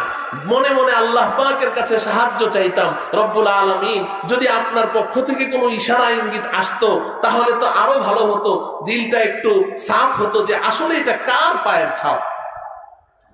আলহামদুলিল্লাহ আমার অন্তরের মধ্যে 2টা দলিল জাগ্রত হয়েছে, আমি মনে করি আল্লাহ পাকের পক্ষ থেকে এসেছে। আমি এই 2টা দলিল শ্রীলঙ্কানদের সামনে বলে এসেছি যে আমি এই 2 দলিলের ভিত্তিতে আপনাদের সামনে জোরালো ভাবে দাবি করছি যে এটা গৌতম বুদ্ধ কিংবা শ্রীকৃষ্ণ নয়, এটা আমাদের আব্বাজান হযরতে আদম আলাইহিস সালামেরই পায়ের ছাপ। 1 নম্বর দলিল হলো, আপনি শুনলে অবাক হবেন যে ওই যে পায়ের ছাপটা, আচ্ছা এর আগে আমি আপনাদেরকে বলি, এখানে তো অনেক হাজী সাহেবরা অবশ্যই আছেন, কাবা ঘরের পাশে আমাদের জাতির পিতা কি নাম? এতদিন তো আসতে বলেছেন, এখন একটু জোরে বলেন। কে? ইব্রাহিম আলাইহিস সালাম। ইব্রাহিম আলাইহিস সালাম, এটা কি আমাদের কথা না আল্লাহ পাকের কথা? আল্লাহ পাকের কথা। আল্লাহ পাক বলেন মিল্লাতা আবিকুম ইব্রাহিম হুয়া সাম্মাকুমুল মুসলিমিন। এই উম্মতে মুহাম্মাদি, তোমরা যেই ধর্মের উপরে প্রতিষ্ঠিত আছো, তোমাদের ধর্ম এটা তোমাদের পিতা ইব্রাহিম আলাইহিস সালামের ধর্ম। শুধু তাই নয়, আল্লাহ পাক এতটুকু বলেই ক্ষান্ত হননি। আল্লাহ বলছেন হুয়া সাম্মাকুমুল মুসলিমিন। আরে বাবা যেমন সন্তানের নাম রাখে আব্দুর রহমান, আব্দুল করিম, আব্দুল গফুর, তোমাদের নাম যে মুসলমান, এই মুসলমান নাম তো আমি আল্লাহ রাখিনি। হুয়া সাম্মাকুমুল মুসলিমিন, তোমাদের পিতা ইব্রাহিম তোমাদের নাম রেখেছেন মুসলমান। আফসোস, নাম রাখলো কোন বাপে? এতদিন ডাকলাম কারে বাপ? থাকে মুসলমানই থাকে, কথা বলে না, মুসলমানই থাকে। তওবা করা লাগবে কি লাগবে না? আল্লাহ পাক আমাদেরকে তওবা করার তৌফিক দান করেন। আচ্ছা, তো কাবা ঘরের পাশে আমাদের জাতির পিতা ইব্রাহিম আলাইহিস সালামের 2টা পায়ের ছাপ আছে না নাই? কারা কারা দেখেছেন হাত তুলেন তো দেখি। মাশাআল্লাহ মাশাআল্লাহ। আমি একজন মুসাফির, আজকের এই বিশাল ইজতেমায় যারা যারা উপস্থিত আছেন, পর্দার অন্তরালে মা বোনেরা আছেন, বাইরে বসে যারা মনোযোগ সহকারে বয়ান শুনছেন, আমি আল্লাহ পাকের কাছে দরখাস্ত করি আল্লাহ পাক সবাইকে অন্তত পক্ষে জীবনে একবারের জন্য হলেও আব্বাজানের ওই পায়ের 2টা ছাপ স্বচক্ষে দেখার তৌফিক দান করুন। আমাদের আব্বাজান হযরতে ইব্রাহিম আলাইহিস সালাম, তিনি আজকে থেকে প্রায় 5000 বছর আগে দুনিয়াতে এসেছে। কত বছর? 5000 বছর আগে। আব্বাজানের পায়ের ছাপ যারা দেখেছেন, এই পায়ের সাইজটা কিরকম বলেন তো দেখি? আমাদের পায়ের চেয়ে অল্প একটু বড়, ঠিক কিনা? এই যে আমি হাত রেখেছি, এর চেয়ে লম্বা হবে? এর চেয়ে লম্বা হবে না, তাই না? এতটুকু। 5000 বছর আগে আব্বাজান এসেছে। আর বৌদ্ধ ধর্মাবলম্বী তাদের কিতাবে আছে এবং তাদেরও দাবি যে গৌতম বুদ্ধ আজকে থেকে প্রায় 2500 বছর আগে দুনিয়াতে এসেছে। তো গৌতম বুদ্ধের পাটা ইব্রাহিম আলাইহিস সালামের চেয়ে আরো বড় হবে না আরো ছোট হবে? দিন দিন মানুষ বড় হচ্ছে না ছোট হচ্ছে? ছোট হচ্ছে। তাইলে আজকে থেকে 5000 বছর আগে ইব্রাহিম আলাইহিস সালামের পা হলো এতটুকু, গৌতম বুদ্ধের পাটা আরো ছোট হবে। আপনারা শুনলে অবাক হবেন, ওই পাথরের উপরে যেই পায়ের ছাপটা আছে, ওই পায়ের পাতার ছাপটা লম্বা 5 ফিট, চওড়া 3 ফিট। লম্বা কত? 5 ফিট। চওড়া কত? 3 ফিট। তাহলে 5 ফিট লম্বা 3 ফিট চৌড়া পা এটা গৌতম বুদ্ধের হতে পারে? আর শ্রীকৃষ্ণ তো আরো পরে দুনিয়াতে এসেছেন, তার পা হতে পারে? তাহলে এটা কার পা? এবার হাদিসের কিতাব খুলেন, নবীজি সাল্লাল্লাহু আলাইহি ওয়াসাল্লাম ইরশাদ করেন, খালাকাল্লাহু আদামা আলা সূরাতিহি ওয়া তুলুহু 60 যিরাআন। নবীজি বলেন আল্লাহ রাব্বুল আলামিন হযরতে আদম আলাইহিস সালামকে সৃষ্টি করেছেন তার মতো করে, তিনি যেভাবে চেয়েছেন সেভাবে সৃষ্টি করেছেন, এবং আদম আলাইহিস সালাম 60 হাত লম্বা ছিলেন। কত হাত? যেই মানুষটা 60 হাত লম্বা, তার পায়ের পাতাটা 5 ফিট লম্বা হওয়া অতি স্বাভাবিক। বলেন ঠিক কিনা? এই দলিলের ভিত্তিতে আমি বলেছি যে 5 ফিট লম্বা পায়ের পাতা এটা গৌতম বুদ্ধ কিংবা শ্রীকৃষ্ণের হওয়ার কোনো সম্ভাবনাই নাই। এটা আমাদের আব্বাজান হযরতে আদম আলাইহিস সালামেরই পা। 2 নম্বর দলিল যেটা আমার মাথায় এসেছে সেটা হলো, আপনারা শুনলে অবাক হবেন, ইব্রাহিম আলাইহিস সালামের তো মাকামে ইব্রাহিমে 2 পায়ের ছাপ আমরা দেখেছি, ঠিক কিনা বলেন? কিন্তু ওই পাথরের গায়ে পা আছে একটা, তাও আবার বাম পায়ের ছাপ, ডান পা না। কোন পা? বাম পা। এই বাম পায়ের ছাপটা দেখে আমি খুব চিন্তায় পড়লাম যে এই জায়গায় কোনো ইশারা অবশ্যই আছে। পা একটা কেন, তাও আবার বাম পা কেন, ডান পা কেন নয়? এটা নিয়ে ভাবতে বসলাম। আলহামদুলিল্লাহ অল্প সময়ের মধ্যে আমার দিল সাফ হয়ে গেল যে হ্যাঁ, যেহেতু বাম পা, অবশ্যই আমি এখন দাবি করতে পারি এটা আব্বা জানেরই পা। বলবেন কেন? আচ্ছা বলুন তো দেখি, আমরা যখন মসজিদে প্রবেশ করি কোন পা আগে দেই? ডান পা। মসজিদ থেকে বের হয়ে কোন পা আগে রাখি? বাম পা। বাথরুমে ঢোকার সময় কোন পা আগে দেই? বাম পা। বের হয়ে ডান পা। ব্যাপার কি? কারণ উত্তম জায়গায় পা রাখতে ডান পা, আর নিম্নমানের জায়গায় পা রাখতে বাম পা। এটা আমাদের নবীজির সুন্নত কি সুন্নত নয়? আমাদের নবীজির সুন্নত। এই সুন্নত শুধু আমাদের নবীজির সুন্নত নয়, সমস্ত নবী রাসূলের সুন্নত ছিল এটা। আল্লাহ পাক বলেন উলাইকাল্লাযীনা হাদাল্লাহু ফাবিহুদাহু মুকতাদি। আল্লাহ রাব্বুল আলামিন আপনার পূর্বে যত নবী রাসূল পাঠিয়েছেন তাদেরকে যেই সুন্নতগুলো আল্লাহ পাক শিখিয়েছেন, আপনিও ওই সুন্নতগুলোকেই অনুসরণ করুন। তাহলে উত্তম জায়গায় পা ফেলতে ডান পা, আর নিম্নমানের জায়গায় পা ফেলতে। এবার আপনাদেরকে প্রশ্ন করি, আব্বাজান এসেছেন কোত্থেকে? জোরে বলতে হবে। জান্নাত থেকে। পা রেখেছেন কোথায়? জমিনের উপরে। এবার বলুন, জমিন উত্তম না জান্নাত উত্তম? জান্নাত উত্তম। তাহলে উত্তম জায়গা থেকে বের হয়ে যখন জমিনে পা ফেলবেন, কোন পা ফেলা সুন্নত? বাম পা। ওই পাথরের গায়ে আছেও কোন পা? সুবহানাল্লাহ বলেন। অতএব আমার কাছে স্পষ্ট হয়ে গেছে এটা আদম আলাইহিস সালামেরই পা, আর কারো পা হতে পারে না। মুহতারাম হাজিরিন, এটা তো একটা অতীতের স্মৃতিচারণ করলাম। তো বলার উদ্দেশ্য হলো, আমাদের আসল বাড়িটা আছে কোথায়? উপরে। আমরা আছি কোথায়? নিচে। এখন প্রশ্ন হলো, বাড়ি তো উপরে আছে, এটা বুঝলাম, কত উপরে আছে? বাড়িটা কত উপরে আছে? আমাদের বাড়ি কত উপরে আছে এটা জানা আমাদের কোনো জরুরি তেমন কোনো বিষয় নয়, কিন্তু তারপরেও আমি আপনাদেরকে বলবো এজন্য যে আমাদের দেশে কতগুলো কালপিট আছে, কালপিট, কতগুলো নাস্তিক আছে। এই নাস্তিকগুলো এক এক সময় এক এক উদ্ভট কথাবার্তা ইসলাম সম্পর্কে বলে থাকে।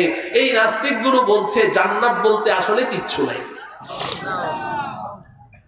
জান্নাতকে তারা অস্বীকার করছে। যদি আপনি প্রশ্ন করেন, এই কালপিট, এই নাস্তিক, জান্নাতকে কেন অস্বীকার করছিস? তো নাস্তিক বলবে যে আমাদের নাস্তিকদের একটা থিওরি হলো, যা চোখে দেখি না তা বিশ্বাস করি না। নাস্তিকরা চোখে না দেখা জিনিস কি করে না? বিশ্বাস করে না। এজন্য ওরা আল্লাহকে দেখে না, আল্লাহকেও বিশ্বাস করে না। নাউজুবিল্লাহ পড়ে। তারা বলছে যে জান্নাত যদি থাকতো তাহলে আমরা তো দেখতাম। আমরা তো পৃথিবীর উত্তর থেকে দক্ষিণ মেরু, পূর্ব থেকে পশ্চিমে, উপরে যেতে যেতে চাঁদের দেশ, মঙ্গল গ্রহ সবই তো আমরা ঘুরে আসলাম, কই জান্নাত বলে তো কিছুই দেখলাম না। যদি জান্নাত থাকতো তাহলে তো আমরা চোখে অবশ্যই দেখতাম। তো এই নাস্তিকরা যেহেতু জান্নাতকে অস্বীকার করছে, অতএব আমি আজকে আপনাদেরকে উপরের দিকে নিয়ে যেতে চাই, আমাদের আসল বাড়ি জান্নাত পর্যন্ত যেতে প্রস্তুত আছেন? সবাই প্রস্তুত আছেন তো, নাকি ঠান্ডা বেশি লাগছে? দেখেন, আমরা এই জমিন থেকে দিনের বেলা যখন আকাশের দিকে তাকাই তো একটা সূর্য দেখি। এই সূর্যটা আকারে আকৃতিতে দেখতে যদিও একটা ভাতের থালার মতো দেখা যায়, আসলে কিন্তু সূর্যটা এত ছোট নয়, ঠিক কিনা? অনেক বড়। কত বড়? বিজ্ঞান আমাদেরকে ধারণা দিয়েছে যে এই সূর্যটা পৃথিবীর চেয়ে 13 লক্ষ গুণ বড়। সুবহানাল্লাহ। এই পৃথিবীর সাথে আরো 13 লক্ষটা পৃথিবী যদি তুমি জোড়া লাগাও, তাহলে যত বিশাল হবে সূর্যটা এত বড়। প্রশ্ন হলো, তাহলে এত ছোট দেখা যায় কেন? বিজ্ঞান সেই কারণটাও আমাদেরকে বলে দিয়েছে যে সূর্যটা তো এত কাছে ধারে না, অনেক উপরে। কত উপরে? এই জমিন থেকে 9,30,00,000 মাইল উপরে। সুবহানাল্লাহ বলেন। সূর্যটা কত উপরে? 9,30,00,000 মাইল। বলেন 9,30,00,000 মাইল উপরে। মুখে তো বলে ফেললাম 9,30,00,000 মাইল, কিন্তু এটা কল্পনা করার ক্ষমতা আমাদের আছে? তো বিজ্ঞান বলছে যে এই সূর্য যেহেতু জমিন থেকে 9,30,00,000 মাইল উপরে, এত উপরে হওয়ার কারণে সূর্যটা পৃথিবীর চেয়ে 13 লক্ষ গুণ বড় হওয়া সত্ত্বেও এত ছোট দেখা যায়।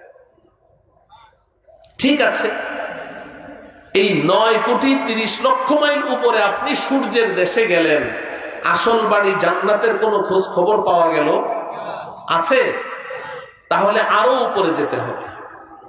এবার সন্ধ্যাবেলা আপনি আকাশের দিকে তাকান, তাকালে দেখবেন জোনাকি পোকার মতো মিটমিট করে জ্বলছে। এগুলো কি? তারা। বলুন তো দেখি, এই তারাগুলো কি সাইজে, আকারে, আকৃতিতে এত ছোট না আরো বড়? প্রশ্ন হলো, তারাগুলো কত বড়?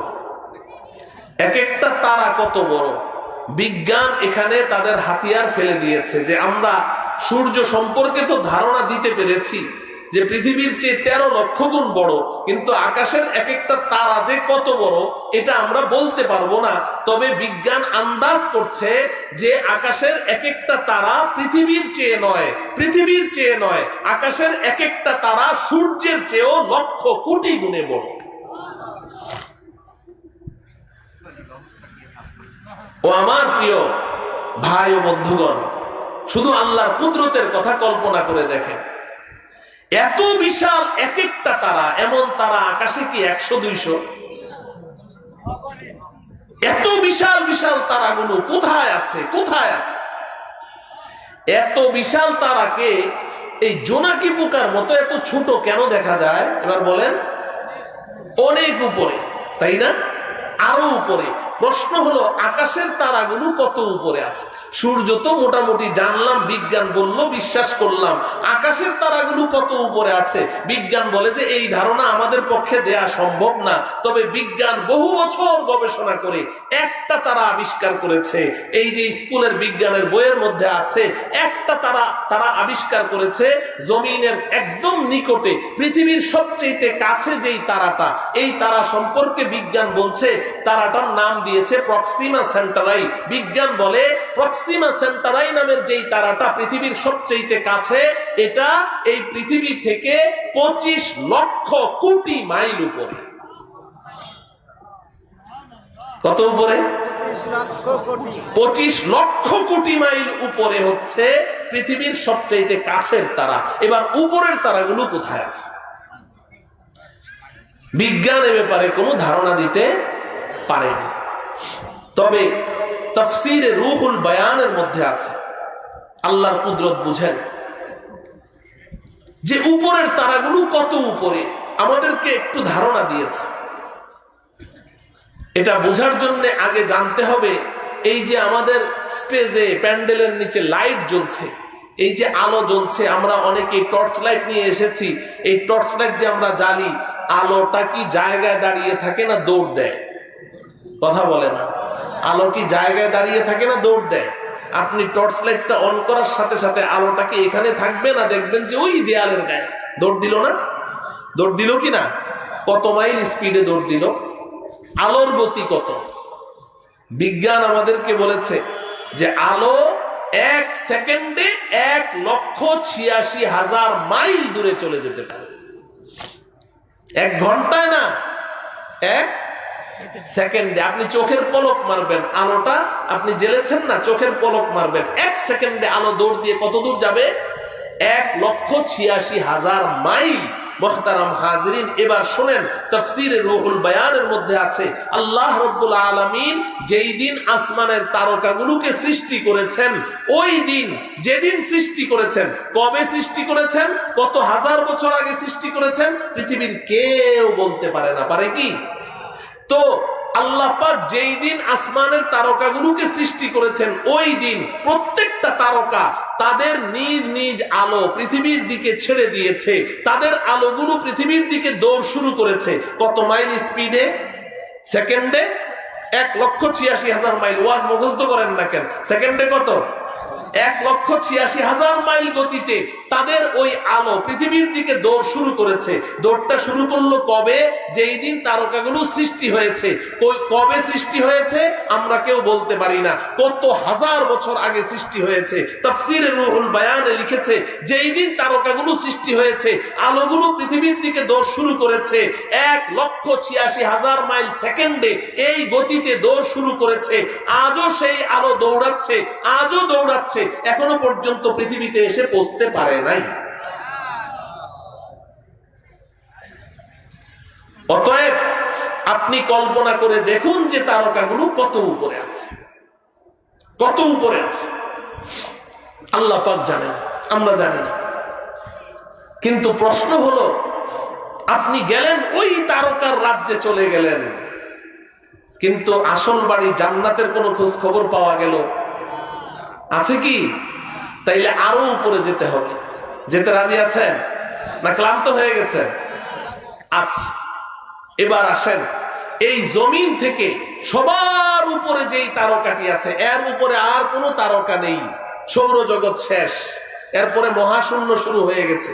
এই জমিন থেকে সবার উপরে যেই তারকাটি আছে, আপনি এই জমিন থেকে ওই তারকা পর্যন্ত যেই পরিমাণ পথ অতিক্রম করতে হবে, কি পরিমাণ পথ বুঝে দেখেন। আলো কিন্তু এখনো পৃথিবীতে আসতে পারে নাই, তাহলে পথ কত দূর?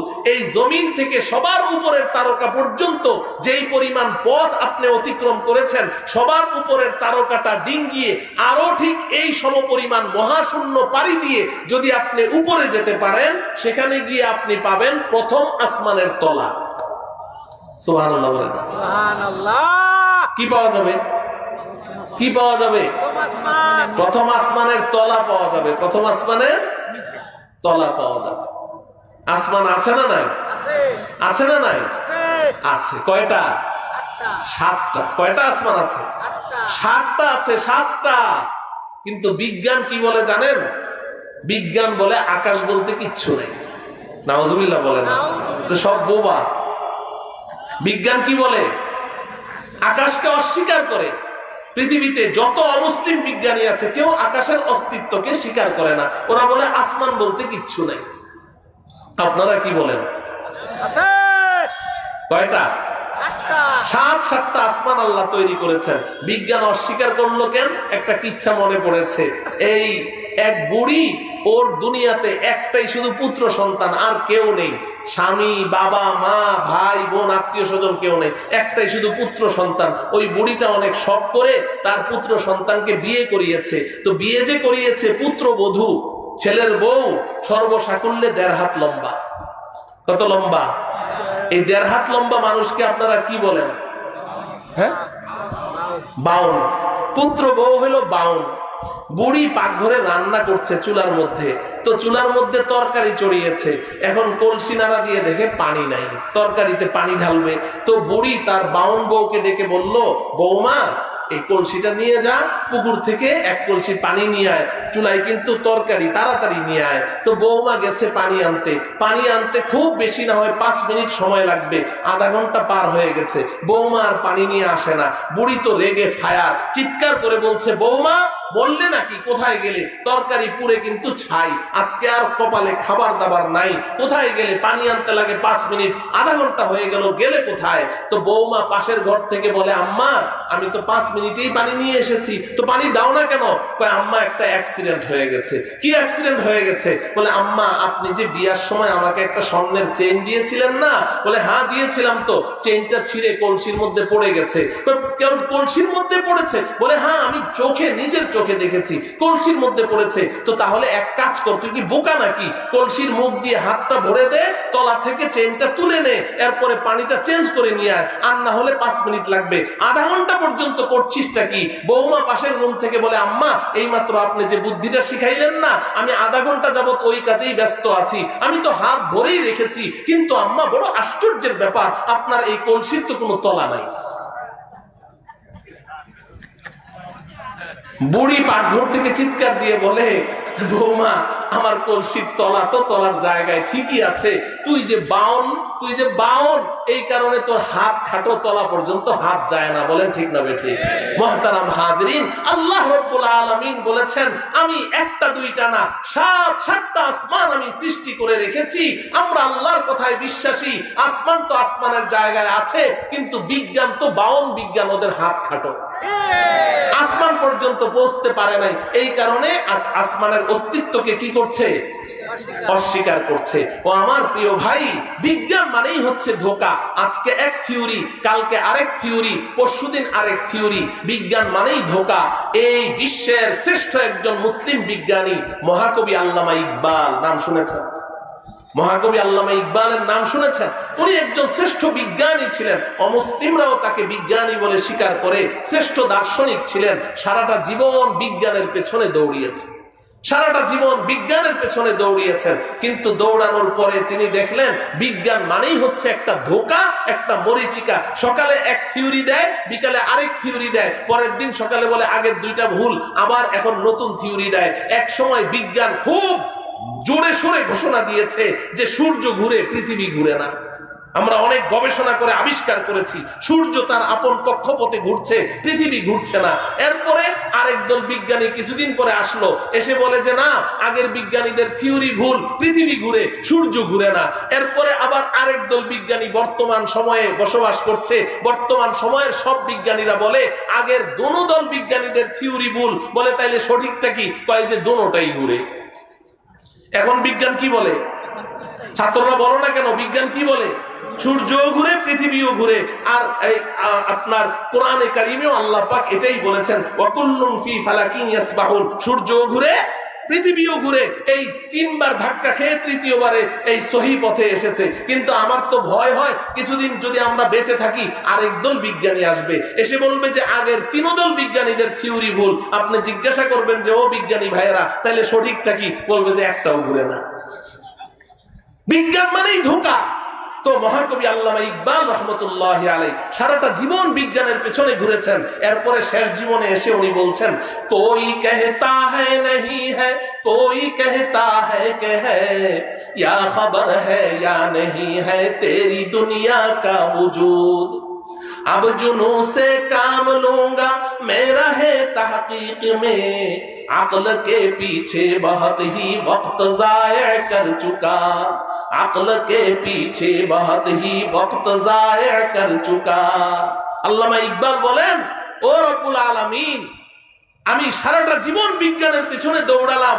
বিজ্ঞান এক এক সময় এক একটা থিওরি দেয়। কেউ বলে আকাশ আছে, কেউ বলে আকাশ নেই, কেউ বলে সূর্য ঘুরে, কেউ বলে পৃথিবী ঘুরে, কেউ বলে দুটোটাই ঘুরে। রব্বুল আলামিন, আমি এখন এসে বুঝতে পারলাম বিজ্ঞান মানেই ধোঁকা। অতএব আমি আপনার কাছে এখন সারেন্ডার করছি। এখন আমি বিজ্ঞানের পেছনে দৌড়াতে চাই না, আমার আকলের পেছনে দৌড়াতে চাই না। এখন আপনার কাছে দরখাস্ত, আব জুনু সে কাম লুঙ্গা মেরা হে तहकीक में, अक्ल के पीछे बहुत ही वक्त जाया कर चुका। রব্বুল আলামিন, আমার আকলের পিছনে দৌড়ায় আমার জীবনের বিশাল একটা সময় আমি ধ্বংস করে দিয়েছি। অতএব আমি আপনার কাছে এখন দরখাস্ত করছি, আপনি আমাকে আপনার ওই সমস্ত প্রিয় বান্দাদের অন্তর্ভুক্ত করে নেন যাদেরকে দুনিয়াবাসী আপনার পাগল মনে করে। আমি ইকবালকে আপনি ওই পাগলদের অন্তর্ভুক্ত করে নেন। আসমান আছে না নাই? আমরা কত দূর পর্যন্ত গেলাম? প্রথম আকাশের তলা, মনে আছে তো? কিন্তু আসল বাড়ির কোনো খোঁজ খবর পাওয়া গেল? আরো উপরে যাওয়া লাগবে কিনা? না যাবেন না? এই জমিন থেকে প্রথম আসমানের তলা পর্যন্ত যেই পরিমাণ পথ আপনি অতিক্রম করেছেন, তাফসীরে রুহুল বায়ানের মধ্যে আছে প্রথম আসমানটা মোটাও ঠিক এই পরিমাণ। এরপর প্রথম আসমান থেকে দ্বিতীয় আসমানের দূরত্ব এই পরিমাণ, এরপর দ্বিতীয় আসমানটাও মোটা এই পরিমাণ, দ্বিতীয় আসমান থেকে তৃতীয় আসমানের দূরত্ব এই পরিমাণ, এরপর তৃতীয় আসমানও মোটা এই পরিমাণ। এইভাবে আপনি উপরে যেতে থাকেন, চতুর্থ আসমান, পঞ্চম আসমান, সপ্তম আসমান, এই জমিন থেকে সপ্তম আসমানের ছাদ পর্যন্ত যেই পরিমাণ পথ আপনি অতিক্রম করেছেন, সপ্তম আসমান পাড়ি দিয়ে আরো ঠিক এই সমপরিমাণ পথ আপনি মহাশূন্য পাড়ি দিয়ে যদি উপরে যেতে পারেন, সেখানে গিয়ে আপনি পাবেন সিদরাতুল মুনতাহা। কি পাওয়া যাবে? বলেন কি পাওয়া যাবে? সবাই বলেন সিদরাতুল মুনতাহা, বলেন সিদরাতুল মুনতাহা। এবার আল্লাহ রাব্বুল আলামিন আমাদের আসল বাড়ি জান্নাতের ঠিকানা বলে দিচ্ছেন, ইনদা সিদরাতিল মুনতাহা ইনদাহা জান্নাতুল মাওয়া। এই দুনিয়ার মানুষ, আমি আল্লাহ আমার ইমানদার পরহেজগার বান্দাবান্দীদের জন্য যেই জান্নাত তৈরি করে রেখেছি, আমি আল্লাহ সেই জান্নাত সিদরাতুল মুনতাহার নিকটে তৈরি করে রেখেছি। সুবহানাল্লাহ, সুবহানাল্লাহ পড়েন না? পড়েন পড়েন পড়েন, ঠকবেন না। এতটুকু আলোচনা থেকে আমরা কি বুঝলাম? দুইটা কথা শিখলাম।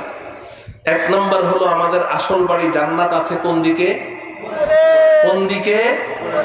কোন জায়গায়? জায়গার নাম বলবেন না, আসল বাড়ির জায়গার নাম মুখস্থ করতে হবে না। কোথায়? সিদরাতুল মুনতাহা। বলেন কোথায়? সিদরাতুল মুনতাহার নিকটে আছে। সুবহানাল্লাহ বলেন। সুবহানাল্লাহ। তাহলে বাড়ির ঠিকানা তো জানলাম, এখন প্রশ্ন হলো যাব কেমনে? যাব কেমনে? এটা হলো আসল ওয়াজ। আমি বললাম না যে আগে কিছুক্ষণ একটু গল্প করব, তারপরে আসল ওয়াজ। এতক্ষণ গল্প করলাম, যাব কেমনে এটা না দরকার নাকি? আচ্ছা কেমনে যাব এটা যদি বলার সুযোগ পাই বললাম, নাইলে যদি আল্লাহ বাঁচায় পরে বললাম। কিন্তু কথায় কথা আসে, জান্নাতের বাড়ির ঠিকানা তো জানলাম, যদি একটু জানতে পারি জান্নাতের বাড়িটা কত বড়, তাইলে ইবাদত করতে মজা কমবে না বাড়বে? হ্যাঁ বলবো, কত বড় জান্নাতের বাড়িটা, কত বড়। আমরা তো শুধু একটা হাদিস বারবার শুনেছি যে সর্বনিম্ন জান্নাতি, সর্বনিম্ন জান্নাতি, এর নিচে আর কোনো জান্নাতি নাই। জাহান্নাম থেকে সবার শেষে তাকে বের করে আনা হবে, এরপরে জাহান্নামের দরওয়াজা সিল করে দেওয়া হবে। কাফের মুশরিক বেঈমান ছাড়া জাহান্নামে আর কেউ থাকবে না। ওই হচ্ছে সবচেয়ে দুর্বল ইমানদার, ওকে জাহান্নাম থেকে আল্লাহ বের করবেন। যাররা পরিমাণ ইমান ছিল তার মধ্যে বের করে আবে হায়াত নামক হাউজের মধ্যে তাকে গোসল দিবেন। কতগুলো কয়লার টুকরা জাহান্নামে জ্বলে পুড়ে ছাই হয়ে গেছে, কয়লাগুলো গোসল দেওয়ার পরে টকবগে যুবক হয়ে বের হয়ে আসবে। এরপরে তাকে জান্নাতে দিয়ে জান্নাতের গেট সিল করে দিবেন, আর কাউকে জান্নাতে ঢুকতে দিবেন না। ও হচ্ছে সর্বনিম্ন জান্নাতি। নবীজি সাল্লাল্লাহু আলাইহি ওয়াসাল্লাম বলেন, এই সর্বনিম্ন জান্নাতিকে আল্লাহ রাব্বুল আলামিন এই পৃথিবীর 10 গুণ সমান একটা জান্নাত দিয়ে দিবেন। বাকিদের অবস্থাটা কি এটা তো আমরা শুনেছি, কিন্তু পুরা জান্নাতটা কত বড় জানতে মনে চায়। এটার জন্য আগে দুইটা ঘটনা শুনতে হবে। কয়টা ঘটনা? এই দুইটা ঘটনা আছে বুখারী শরীফের ব্যাখ্যা গ্রন্থ ফাজলুল বারী। আমার দাদা উস্তাদ শাইখুল ইসলাম আল্লামা শাব্বির আহমদ উসমানী রহমতুল্লাহি আলাইহি এর তাকরীর সম্বলিত কিতাব, যেই তাকরীর সংকলন করেছেন আমার উস্তাদ শাইখুল হাদিস আল্লামা আজিজুল হক সাহেব রহমতুল্লাহি আলাইহি। শাইখুল হাদিস আল্লামা আজিজুল হক সাহেব রহমতুল্লাহ আলাইহি তিনি শাইখুল ইসলাম আল্লামা শাব্বির আহমদ উসমানী রহমতুল্লাহ আলাইহি সরাসরি শাগরিদ। তার তাকরীর তিনি সংকলন করেছেন। ফজলুল বারী নামক এই সরাটা পাকিস্তান থেকে ছেপেছে, এখন আমাদের বাংলাদেশেও এটা ছাপা শুরু হয়েছে। এই কিতাবের মধ্যে ঘটনা দুইটা আছে, খুব ভালো করে বুঝেন। একটা ঘটনা হলো, একদিন নবীজি সাল্লাল্লাহু আলাইহি আলাইহি ওয়াসাল্লাম হযরতে জিবরাইল আলাইহিস সালামকে ধরলেন, ভাই জিবরাইল, আপনি যে আমার কাছে এত ঘন ঘন আসা যাওয়া করেন, এত ঘন ঘন আসা যাওয়া করেন, শুকরিয়া আদায় করার জন্য বলছি, আমাদের দাম কত বেশি বুঝার জন্য বলছি, আমাদের রাসূলের দাম কত বেশি বুঝার জন্য বলছি। বুখারী শরীফের আরেকটা সরা আছে, কাশফুল বারি শরহ সহিহুল বুখারী, শাইখুল ইসলাম শাইখুল হাদিস আল্লামা সালিমুল্লাহ খান রাহমাতুল্লাহি আলাইহি ওনার তাকরীর সম্বলিত কিতাব, উনি নিজে লিখেছেন। এই কাশফুল বারি কিতাবের মধ্যে আছে যে হযরতে আদম আলাইহিস সালাম থেকে আরম্ভ করে আমাদের নবীজির আগ পর্যন্ত, হযরতে ঈসা আলাইহিস সালাম পর্যন্ত, আপনারাও জানেন এক একজন নবী 1000 বছরও হায়াত পেয়েছে, 700-800 বছর 500 বছর হায়াত পেয়েছে। বলেন ঠিক না বেঠিক? নূহ আলাইহিস সালাম সম্পর্কে আল্লাহ বলেছেন, ফালাবিসা ফীহিম আলফা সানাতিন ইল্লা 50 আমা, 50 বছর কম 1000 বছর তিনি তার কওমের মাঝে জীবিত ছিলেন, তার মানে 950 বছর। এক একজন নবী 500,000 বছর হায়াত পেয়েছেন, কিন্তু কোন নবীর সাথে হযরতে জিবরাইল আলাইহিস সালামের সাথে 50 বারের বেশি সাক্ষাৎ হয় নাই সারা জীবনে। কারোর সাথে 20 বার, 25 বার, 30 বার, 35 বার, 40 বার, এরকম এই 1000 বছর 500 বছরে মাত্র 35-40 বার এক একজন নবী জিবরাইল আলাইহিস সালামের সাথে সাক্ষাৎ পেয়েছেন। পক্ষান্তরে আমার আপনার পয়গম্বর আকায়ে নামদার তাজদারে মদিনা আহমদ মুজতবা মুহাম্মদ মুস্তাফা সরদারে দু জাহান সাল্লাল্লাহু আলাইহি ওয়াসাল্লাম নবুয়ত লাভ করার পর থেকে দুনিয়াতে কত বছর জিন্দা ছিলেন? কথা বলেন না। 23 বছর। বলেন না কত বছর? 23 বছর। আমাদের পয়গম্বর মাত্র 23 বছর নবুয়তের পরে দুনিয়াতে ছিলেন। এই 23 বছরে সরাসরি জিবরাইল আলাইহিস সালামের সাথে আমাদের নবীজির সাক্ষাৎ হয়েছে 24,000 বার। কতবার? 24,000 বার সাক্ষাৎ হয়েছে। একদিনেই তো 24 বার এসেছেন, একদিনে। বুখারী শরীফ একটা রিওয়ায়াতের মধ্যে এসেছে 22 বার অথবা 24 বার।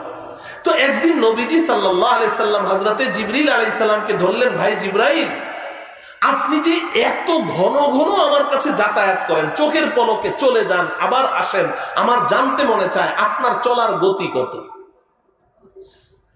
হযরতে জিবরাইল আলাইহিস সালাম বলেন, ইয়া রাসূলুল্লাহ, আমি যে আল্লাহ পাকের কত দ্রুত গতি সম্পন্ন মাখলুক, এটা আপনাকে তো আমি বলে বুঝাতে পারবো না। তবে একটা ঘটনা শোনাই, ওখান থেকে আপনি একটু আন্দাজ করে নেন যে আমি কত দ্রুত চলি। নবীজি বললেন, ঠিক আছে বলেন।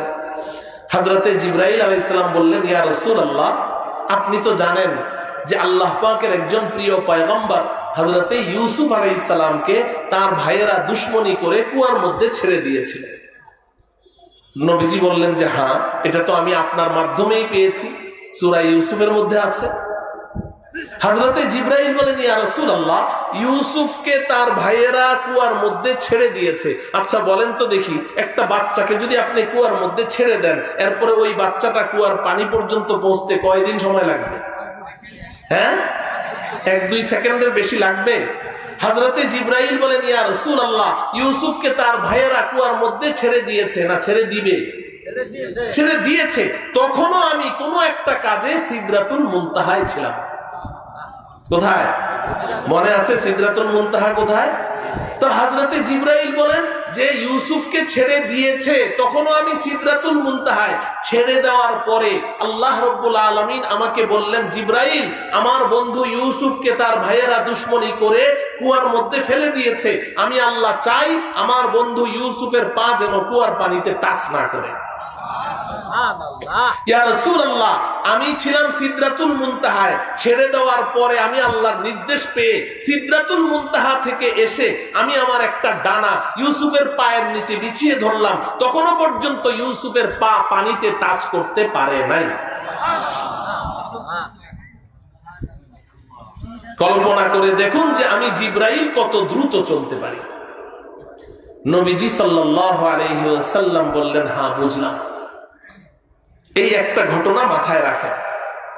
2 নম্বর ঘটনা ওই কিতাবের মধ্যেই আছে। একদিন নবীজি সাল্লাল্লাহু আলাইহি সাল্লাম হযরতে জিবরাইল আলাইহিস সালামকে বললেন, ভাই জিবরাইল, আপনি যে আমার সাথে এত সাক্ষাৎ করেন, খালি তো মানুষের রূপ ধরে আসেন। হযরতে জিবরাইল আলাইহিস সালাম নবীজির সাথে সাক্ষাৎ করতে আসতেন কার রূপ ধরে? মানুষের রূপ ধরে, বেশিরভাগ হযরতে দাহিয়াতুল কালবি রাদিয়াল্লাহু তাআলা আনহুর রূপ ধরে আসতেন। অনেক সময় আবার অপরিচিত রূপ ধরেও আসতেন, নবীজিও চিনতে পারতেন না, চলে যাওয়ার পরে চিনতেন। আজকে নবীজি ধরলেন, ভাই জিবরাইল, আমি আজকে আপনাকে মানুষের রূপে দেখতে চাই না, আপনার আসল রূপে আমি দেখব এবং মাথা থেকে পা পর্যন্ত পুরোটা বডি একসাথে দেখব, আমাকে দেখা দেন। আর কোন কোন বর্ণনায় আছে নবীজি বললেন, আপনি আসমান থেকে যে অবতরণ করেন, কিভাবে অবতরণ করেন, এটা আমি দেখতে চাই। দুই ধরনের রিওয়ায়াত আছে। হযরতে জিবরাইল আলাইহিস সালাম বলেন, ইয়া রাসূলুল্লাহ, এই পৃথিবীতে বসে আপনি আমাকে আমার আসল রূপে পুরাটা বডি একসাথে দেখবেন, এটা সম্ভব না। নবীজি বললেন, কেন সম্ভব নয়? হযরতে জিবরাইল বলেন, ইয়া রাসূলুল্লাহ, আল্লাহ রাব্বুল আলামিন আমি জিবরাইলের বডিটা এত বিশাল করে তৈরি করেছেন, এই ছোট্ট পৃথিবীতে আমার বডিটা একসাথে জায়গা হবে না, আমি কিভাবে আপনাকে দেখাবো? তবে যেহেতু আপনি দেখতে চেয়েছেন, আপনি একটু আকাশের দিকে তাকান। নবীজি সাল্লাল্লাহু আলাইহি ওয়াসাল্লাম আসমানের দিকে তাকিয়ে রইলেন। হযরতে জিবরিল আমিন চলে গেলেন। কিছুক্ষণ পর এসে বললেন, ইয়া রাসূলুল্লাহ, কি দেখা গেল? নবীজি বলছেন, কই কিছু তো দেখিনি। কিছুই দেখেননি? হ্যাঁ, আমি এতটুকু দেখেছি যে আকাশটা একদম ফর্সা ছিল, আপনি চলে যাওয়ার সাথে সাথে আকাশটা কালো হয়ে গেল, পৃথিবীটা অন্ধকার হয়ে গেল। হযরতে জিবরাইল বলেন, হ্যাঁ হ্যাঁ, আমি তো এটাই দেখাতে চেয়েছিলাম। ইয়া রাসূলুল্লাহ, আকাশ কালো হয়নি, পৃথিবী অন্ধকার হয়নি, আমি আপনাকে একটু ধারণা দেওয়ার জন্য আমার একটা ডানা দিয়ে পুরাটা আসমান একটু ঢেকে ধরেছিলাম। কয়টা ডানা? আসমানের কতটুকু অংশ ঢেকেছে? পুরাটা। পুরা আসমান ঢাকতে জিবরাইলের ডানা লাগে কয়টা? একটা। হযরতে জিবরাইল বলেন, ইয়া রাসূলুল্লাহ, আমি আমার এক ডানা দিয়ে পুরাটা আসমান ঢেকে ধরেছি, পৃথিবী অন্ধকার হয়ে গেছে, রাত হয়ে গেছে। ইয়া রাসূলুল্লাহ, এই সাইজের ডানা তো আমার বডিতে একটি দুটি নয়। বুখারী শরীফের প্রথম পৃষ্ঠার হাসিয়ার মধ্যে আছে, আল্লামা কাসতাল্লানী রাহমাতুল্লাহি আলাইহি তিনি লিখেছেন, ওয়ালাহু সিত্তু মিআতি জানাহাতিন। ইয়া রাসূলুল্লাহ, আমার এক ডানা দিয়ে পুরো আসমান ঢাকা যায়, এরকম একটা দুইটা ডানা তো নয়, আমার বডিতে একসাথে 600 ডানা ফিট করা আছে। সুবহানাল্লাহ। এবার কল্পনা করে দেখুন আমার বডিটা কত বড়, এটা কি দুনিয়াতে ধরবে? এই দুইটা ঘটনা মাথায় রাখেন। এবার আমরা আলোচনা করব আমাদের আসল বাড়ি জান্নাতটা কত বড়, মনে আছে তো? হাকিমুল উম্মত মুজাদ্দিদুল মিল্লাত হযরত মাওলানা শাহ আশরাফ আলী থানভী রাহমাতুল্লাহি আলাইহির নাম শুনেছেন? হ্যাঁ, বাংলাদেশের আর কেউ না জানলে তো আপনাদের জানার কথা, কারণ আপনাদের পাশে যেই ওলি শায়িত আছেন, হযরত মাওলানা শামসুল হক ফরিদপুরি রহমতুল্লাহি আলাইহি, মুজাহিদে আজম রহমতুল্লাহি আলাইহি, এই মুজাহিদে আজম শামসুল হক ফরিদপুরিকে যিনি নিজ হাতে গড়েছেন, তার নামই হলো আশরাফ আলী থানভী রহমতুল্লাহি আলাইহি। আশরাফ আলী থানভী, আশরাফ আলী থানভী রহমতুল্লাহি আলাইহি, ওনার কিতাবের নাম হলো আল ইবকা। আল ইবকা নামক কিতাবের মধ্যে হযরত থানভী রাহমাতুল্লাহি আলাইহি লিখেছেন, একদিন হযরতে জিবরাইল আলাইহিস সালাম আল্লাহ পাকের কাছে দরখাস্ত করলেন, রব্বুল আলামিন, আপনি যে আপনার ঈমানদার বান্দাবান্দীদের জন্য জান্নাতটা তৈরি করলেন, এই জান্নাতটা কেমন? আমার মনে চাই পুরাটা জান্নাত একটু ঘুরে দেখতে, পুরাটা জান্নাত আমি একটু ঘুরতে চাই। আপনারা জানেন ফেরেশতাদেরকে আল্লাহ পাক জান্নাতও দিবেন না, জাহান্নামও। ফেরেশতাদের জান্নাতও নেই, জাহান্নামও নেই। না জানলে আজকে জেনে রাখেন, ফেরেশতারা কেউ জান্নাতে যাবে না, জাহান্নামেও যাবে না। অন্যান্য প্রাণী, আল্লাহর অন্যান্য মাখলুক গুলোকে যেভাবে আল্লাহ শেষ করে দিবেন, ফেরেশতাদেরকেও এক সময় কি করে দিবেন? এরা জান্নাতেও যাবে না, জাহান্নামেও যাবে না। জান্নাত জাহান্নাম এটা শুধুমাত্র আল্লাহ পাক জিন আর ইনসানের জন্য তৈরি করেছে। হযরতে জিবরাইল আলাইহিস সালাম বললেন, রব্বুল আলামিন, জান্নাত তো আপনি আমাদেরকে দিবেন না, এতে আমাদের কোনো দুঃখ নাই, আপনি যা করেন তাই আমরা খুশি, কিন্তু আমার মনে চায় পুরাটা জান্নাত একটু ঘুরে দেখতে। আল্লাহ রব্বুল আলামিন জবাব দিলেন, জিবরাইল রে, আমি আমার ঈমানদার পরহেজগার বান্দাবান্দীদের জন্য যেই জান্নাত তৈরি করেছি, এই জান্নাতটা এত বড়, তুমি জিবরাইলের পক্ষে কোনোভাবেই পুরাটা জান্নাত ঘুরে দেখা সম্ভব না, তুমি পারবে না পুরা জান্নাত ঘুরতে। হাকিমুল উম্মাত লিখেছেন, জিবরাইল আলাইহিস সালাম বলেন, রব্বুল আলামিন, আপনি যদি অনুমতি দেন আমি একটু চেষ্টা করে দেখতাম। আল্লাহ পাক বলেন, যাও, দিলাম, অনুমতি দিলাম। আল্লাহ পাকের অনুমতি নিয়ে এবার জিবরাইল আলাইহিস সালাম জান্নাতের এক প্রান্ত থেকে উড়াল দিলেন। এই যে উড়ালটা দিলেন, এই উড়ালের গতিটা কেমন ছিল এটা বোঝানোর জন্য আগের দুইটা গল্প আপনাদেরকে শোনাইলাম। এই যে জিবরাইল উড়াল দিলেন, গতি কিরকম ছিল? ঠেলাগাড়ি, বিমানের গতি, হেলিকপ্টারের গতি, গতি মনে আছে তো? এটা বোঝার জন্য আগের দুইটা গল্প বলেছি। জিবরাইলের গতি কিরকম ছিল, বডিটা কত বিশাল, ডানা কয়টা? 600। এই 600 ডানা মেরে এই যে গতি, এই গতি নিয়ে হযরতে জিবরাইল আলাইহিস সালাম এক বর্ণনা মতে 7000, আরেক বর্ণনায় 70,000 বছর একাধারে উঠতেই থাকলেন, জান্নাতের কোনো কুল কিনারাই খুঁজে পেলেন না। কত বছর? 70,000 বছর উঠলেন। এই যে 70,000 বছর সফর করছেন, মাঝখানে ওযু ইস্তেনজার প্রয়োজন হয় নাই? টয়লেট, খানা দানা, ঘুম? আমরা তো একটু সফর করলেই রাস্তায় আবার হোটেলে একটু রেস্ট নেওয়া লাগে, নাস্তা নুস্তা খাওয়া লাগে না, পেশাব পায়খানা করা লাগে, ফেরেশতাদের এগুলোর দরকার আছে। তাইলে জিবরাইল আলাইহিস সালাম একটানা 70,000 বছর উড়লেন। গতিটা কিরকম ছিল কল্পনা করেন। এই পরিমাণ গতি নিয়ে 70,000 বছর উড়ার পরে দেখেন যে কোনো কুল কিনারা খুঁজে পাচ্ছেন না, তো এক জায়গায় বসলেন, বসে বলেন যে রব্বুল আলামিন, আপনি যেহেতু বলেছেন সম্ভব না, তাই কি আর সম্ভব? 70,000 বছর উড়ার পরে তো আমার তো আগেই ঈমান এসেছে, আমি আপনার কথাই ঈমান রেখেছি সম্ভব না, কিন্তু আমি একটু আসলে ভাবসাব বোঝার জন্য অনুমতিটা চাইলাম যে আসলে ঘটনাটা কি। রব্বুল আলামিন অবাক কাণ্ড, আপনি আমাকে এত শক্তি দিয়েছেন, এত বিশাল বডি দিয়েছেন, এত দ্রুত গতি দিয়েছেন, এইভাবে আমি 70,000 বছর উড়লাম, আমি জান্নাতের কোনো কুল কিনারা খুঁজে পাচ্ছি না। রব্বুল আলামিন, আর দরকার নাই, এখন শুধু আপনার কাছে একটু জানতে চাই, আমি আসলাম কদ্দুর আর রইল কদ্দুর, আমি আসলাম কদ্দুর আর বাকি কদ্দুর, খালি এতটুকু বলে দেন। হাকিমুল উম্মাত লিখেন যে আল্লাহ রব্বুল আলামিন জিজ্ঞাসা করলেন, জিবরাইল, 70,000 বছর যে উড়েছো, জান্নাতের খুঁটি টুটি কয়টা পাইলা এই পর্যন্ত? জান্নাতের পিলার লাগবে না? এই যে আপনারা ছাদ করেছেন, পিলার লাগবে না? তো জান্নাতের পিলার কয়টা পাইলা? হযরতে জিবরাইল বলেন, রব্বুল আলামিন, এই মাত্র একটা পিলার পেয়েছি। 70,000 বছর উড়ার পরে এই মাত্র। আল্লাহ রব্বুল আলামিন বলেন, জিবরাইল, এই যে 70,000 বছর উড়ে একটা পিলার পাইলা না, আবার 70,000 বছর উড়লে আরেকটা পিলার পাবা, আবার 70,000 বছর উড়লে আরেকটা পিলার পাবা, এমন অসংখ্য অগণিত পিলার এখনো সামনে রয়েই গেছে। মাহতারাম হাজিরিন, বলেন এই জান্নাত আল্লাহ রব্বুল আলামিন কাদের জন্য তৈরি করেছেন? আমাদের জন্য। সবাই বলেন, যারা যেতে চান সবাই বলেন, কাদের জন্য তৈরি করেছেন? আমাদের জন্য তৈরি করেছেন, আমাদের জন্য তৈরি করেছেন। আল্লাহ রব্বুল আলামিন আমাদেরকে এই জান্নাতের বাড়িতে অতি নিরাপদে পৌঁছে যাওয়ার তৌফিক দান করেন। এখন ওই যে আগের প্রশ্ন, যাব কেমনে, এই প্রশ্ন আসতে আসতেই তো 11টা বেজে গেল।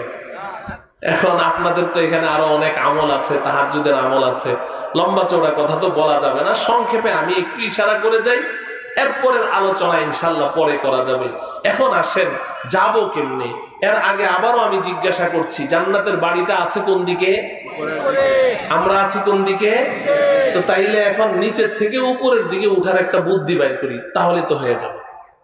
নিচ থেকে উপরে উঠা যায় কিভাবে? দেখেন, একটা মানুষ যদি গভীর একটা গর্তের মধ্যে পড়ে গেছে, একটা কুয়ার তলে পড়ে গেছে, ধরেন শুকনা কুয়া।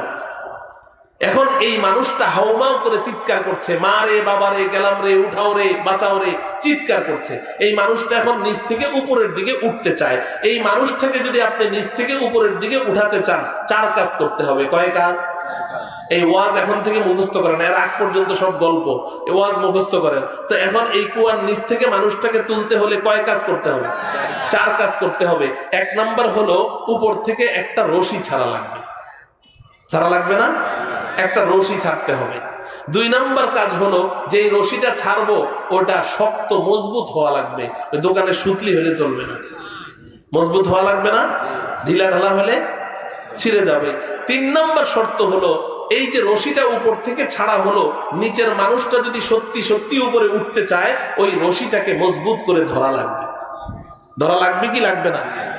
যদি গাউরা টাইপের হয়, আমাদের ঢাকায় গাউরা বলে, যে যদি গাউরা মার্কা হয় যে না আমি রশি টশি কিচ্ছু ধরুম না, আমি উপরে উঠুম, ও কেয়ামত পর্যন্ত উঠতে পারবে নাকি রশিটা চেপে ধরা লাগবে? রশিটা ধরা লাগবে। 4 নাম্বার শর্ত হলো যখন সে রশিটা চেপে ধরলো, এবার উপর থেকে দয়া করে মায়া করে রশিটা ধরে টান মারা লাগবে, তাইলে এই লোকটা উপরে উঠে যেতে পারবে। বলেন ঠিক কিনা? তাইলে শর্ত কয়টা? নিচ থেকে উপরে উঠার শর্ত কয়টা পাইলাম?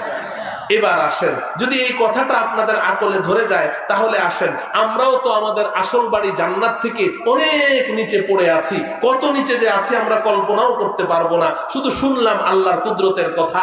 এখন আমরাও যদি আমাদের আসল বাড়ি জান্নাতে যেতে চাই, তাহলে জান্নাতের মালিক আল্লাহ রব্বুল আলামিন দয়া করে মায়া করে আমাদের কাছে একটা রশি ছাড়া লাগবে। কি ছাড়া লাগবে? এই রশিটা মজবুত হওয়া লাগবে। আমাদের সবাই মিলে রশিটা চেপে ধরতে হবে। এরপরে আল্লাহ পাক যদি টান মারেন, একলা টান মেরে উঠাতে পারবেন তো? আল্লাহ শক্তি আছে? টান মেরে যদি আল্লাহ নিয়ে যান, তবেই আমরা আমাদের আসল বাড়ি জান্নাতে পৌঁছে যেতে পারবো। এই যে আমি আপনাদেরকে কথাটা বললাম, আপনারা বলছেন হুজুর এটা কোন গল্প শোনাচ্ছেন? না, এই গল্পটাই তো কোরআনে কারীমে আল্লাহ রাব্বুল আলামিন করেছেন। সূরা আলে ইমরান, সূরার নাম বলেন আয়াত নাম্বার 103। আয়াত নাম্বার কত? সূরা আলে ইমরানের 103 নম্বর আয়াতে আল্লাহ রাব্বুল আলামিন এই রশির সন্ধান আমাদেরকে দিয়েছেন। সুবহানাল্লাহ। আল্লাহ পাক বলেন ওয়াতাসিমু বিহাবলিল্লাহি জামিআন ওয়া লা তাফাররাকু। মনে আছে তো এই আয়াতের কথা? খুতবায় আমি এই আয়াত তেলাওয়াত করেছিলাম। হ্যাঁ, আল্লাহ পাক কি বলেন এই আয়াতে? ওয়াতাসিমু, এই দুনিয়ার মানুষ শক্ত করে ধরো, শক্ত করে ধরো। আল ইতিসাম মজবুতি কে সাথ পাকড়না, শুধু ধরা না। শুধু ধরার আরবি হলো আল আখযু। আল্লাহ খুযু বলেন নাই, আল্লাহ বলেছেন ইতিসামু। ইতিসাম মানে শক্ত করে ধারণ করা। আল্লাহ বলছেন ওয়াতাসিমু, এই দুনিয়ার মানুষ শক্ত করে ধরো বিহাবলিল্লাহ, আল্লাহর রশি। সুবহানাল্লাহ বলেন। হাবলুন মানে রশি, হাবলুল্লাহ মানে কি? আল্লাহর রশি। কার রশি? এরপরে আল্লাহ বলছেন জামিআন, সবাই মিলে ধরো, একজন দুইজন না, সবাই মিলে ধরো। ওয়ালা তাফাররাকু, আল্লাহর রশি ধরতে গিয়ে আপোষের মধ্যে বিচ্ছিন্ন হয়ে যেও না। বুঝে থাকলে বলুন, সূরা আলে ইমরানের 103 নম্বর আয়াতে আল্লাহ রাব্বুল আলামিন আমাদেরকে কি ধরতে বলেছেন? জোরে বলতে হবে। কার রশি? কার রশি? আল্লাহর রশি। আল্লাহর রশি। এই যে দেখেন রশি পেলেন তো? আল্লাহ পাক রশি ধরতে বলেছেন, সবাইকে মিলে ধরতে বলেছেন। আপনাদের কাছে কি মনে হয় আল্লাহ কোনো রশি ছাড়েন নাই, এমনি এমনি ধরতে বলছেন না? ছেড়েছেন, নিঃসন্দেহে ছেড়েছেন। আপনি কুয়ার তলায় পড়ে আমি হাউমাউ করে চিৎকার করছি, বাবা রে, মা রে, গেলাম রে, বাঁচাও রে, আমারে ধরো রে, উঠাও রে, আর আপনি উপর থেকে কোনো রশি ছাড়েন না। উপর থেকে খালি রশিটা এমনি দেখান আর কোন যে ধর ধর ধর, তা আপনি তো আমার সাথে ঠাট্টা করছেন। হ্যাঁ, তা আল্লাহ কি আমাদের সাথে ঠাট্টা করছেন? আল্লাহ ঠাট্টা করেন? তাইলে রশি আল্লাহ ছেড়েছেন? হ্যাঁ, নিঃসন্দেহে ছেড়েছেন। এই রশিটা আল্লাহ ধরতে বলেছেন। এখন প্রশ্ন হলো, রশি তো আল্লাহ ছেড়েছেন, কিন্তু এই রশিটা এখন আমাদের কি করা লাগবে? রশিটা কে ছেড়েছেন? আল্লাহ ছেড়েছেন। আল্লাহর রশি ঢিলা ঢালা না মজবুত? টান মারবে কে? তাইলে রশি ছাড়লেনও আল্লাহ, মজবুত করলেন আল্লাহ, টানও মারবেন আল্লাহ। আমাদের কাজ কি? জোরে বলেন। আমাদের কাজ কি? ধরা। আমাদের কাজ কি? সবাই ধরতে রাজি? এখন প্রশ্ন হলো, রশি তো ধরবো ঠিক, রশি ধরার আগে রশি চিনা লাগবে না? রশি ধরার আগে রশি চিনতে হবে না? না চিনা যদি বে জায়গায় হাত দেন তাইলে কি হবে? এখন আমাদের দেশের কিছু ভাইয়েরা তো রশি চিনতে ভুল করে ফেলেছে। এই বেচারারা সূরা আলে ইমরানের 103 নম্বর আয়াত পড়ে পেরেশান হয়ে গেছে যে জান্নাতের বাড়িতে যেতে হলে তো রশি ধরা লাগবে, রশি পাওয়া যাবে কোথায়? রশি খুঁজতে খুঁজতে পেরেশান, কিরে রশি তো কোথাও পাচ্ছি না, রশি না ধরলে তো জান্নাতের বাড়িতে যাওয়া যাবে না। এখন এরা রশি খুঁজতে খুঁজতে মক্কায় যায়, মদিনায় যায়, সারা দুনিয়া খোঁজে, কেউ রশি চিনে না। পরে বাংলাদেশে আসার পরে দেখে সর্বনাশ, এত লাখ লাখ টাকা খরচ করলাম রশির খুঁজে হুদাই, রশি তো বাংলাদেশের ফরিদপুর জেলায় গেলেই পাওয়া যায়। আছে না নাই? ফরিদপুরে রশি আছে না নাই? কথা বলে না, আছে না নাই? একটা না দুইটা? কয়টা? 8টা। কয় যে পাইছি, এই জন্মের মতো চেপে ধরে এই না রশি ধরলাম।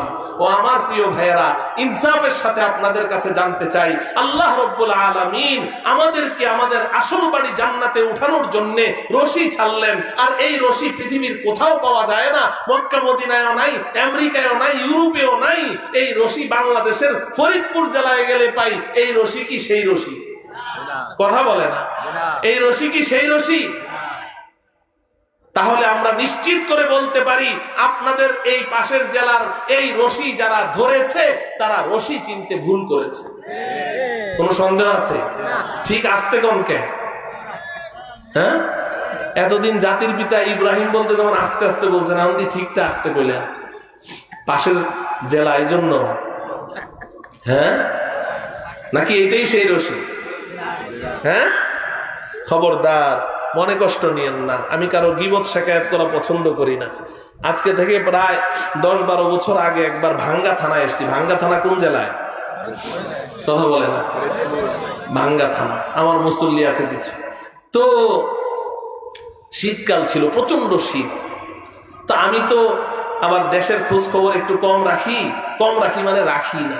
এটার কারণটা কি জানেন? এই যে কারণ হইলো আপনাদেরকে দেখাই, এই যে আমার পুঁজি, ওই যে এত বড় বড় যন্ত্র যেটা পুরা দেশের খবর, আন্তর্জাতিক খবরের তো আমার কাছে নাই। অন্ধ মোবাইল, এদিকে চোখও নাই, দেখছেন?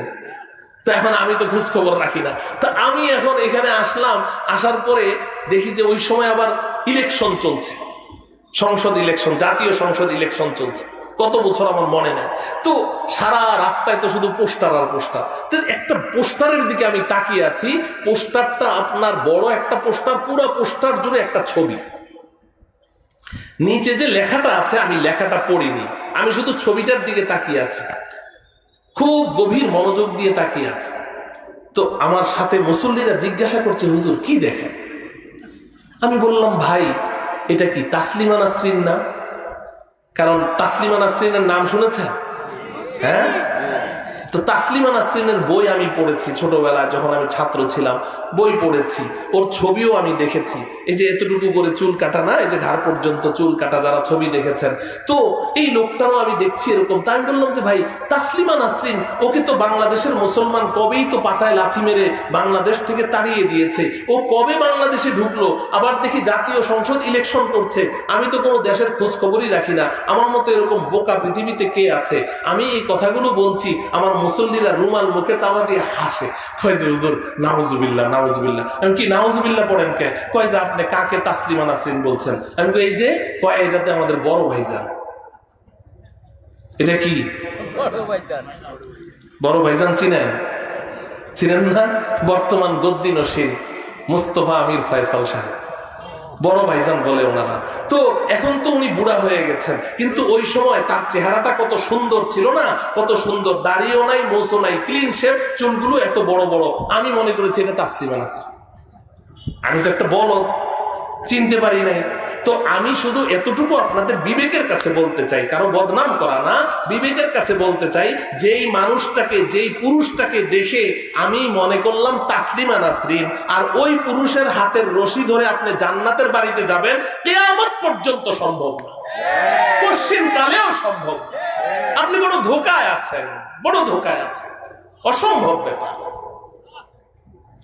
ও আমার প্রিয় ভাইয়েরা, আমি আপনাদের একজন শুভাকাঙ্ক্ষী হিতাকাঙ্ক্ষী হিসেবে, যেহেতু আপনাদের পাশের এলাকা, অবশ্যই এই আশেপাশের এলাকায় কেউ না কেউ এমন থাকবে যারা বিভ্রান্ত হয়ে গেছে ওই রশি ধরে, আমি তাদেরকে উদাত্ত আহ্বান জানাচ্ছি এই মজলিসের মধ্যে তওবা করবেন। আজকে তো কেবল প্রথম দিন, কালকে পরশু সময় আছে, এখানে এসে আল্লাহ ওয়ালাদের হাতে হাত রেখে তওবা করেন, ওই রশি ছাড়েন, আল্লাহর রশি ধরেন।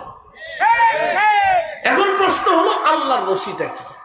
ধরবো তো ঠিকই, ধরার জন্য সবাই রাজি আছি না? কিন্তু এখন রশিটা কি?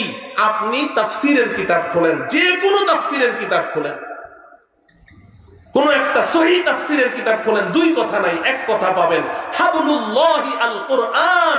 আল্লাহর রশির নাম হলো আল কোরআন। সুবহানাল্লাহ বলেন। আল্লাহর রশির নাম কি?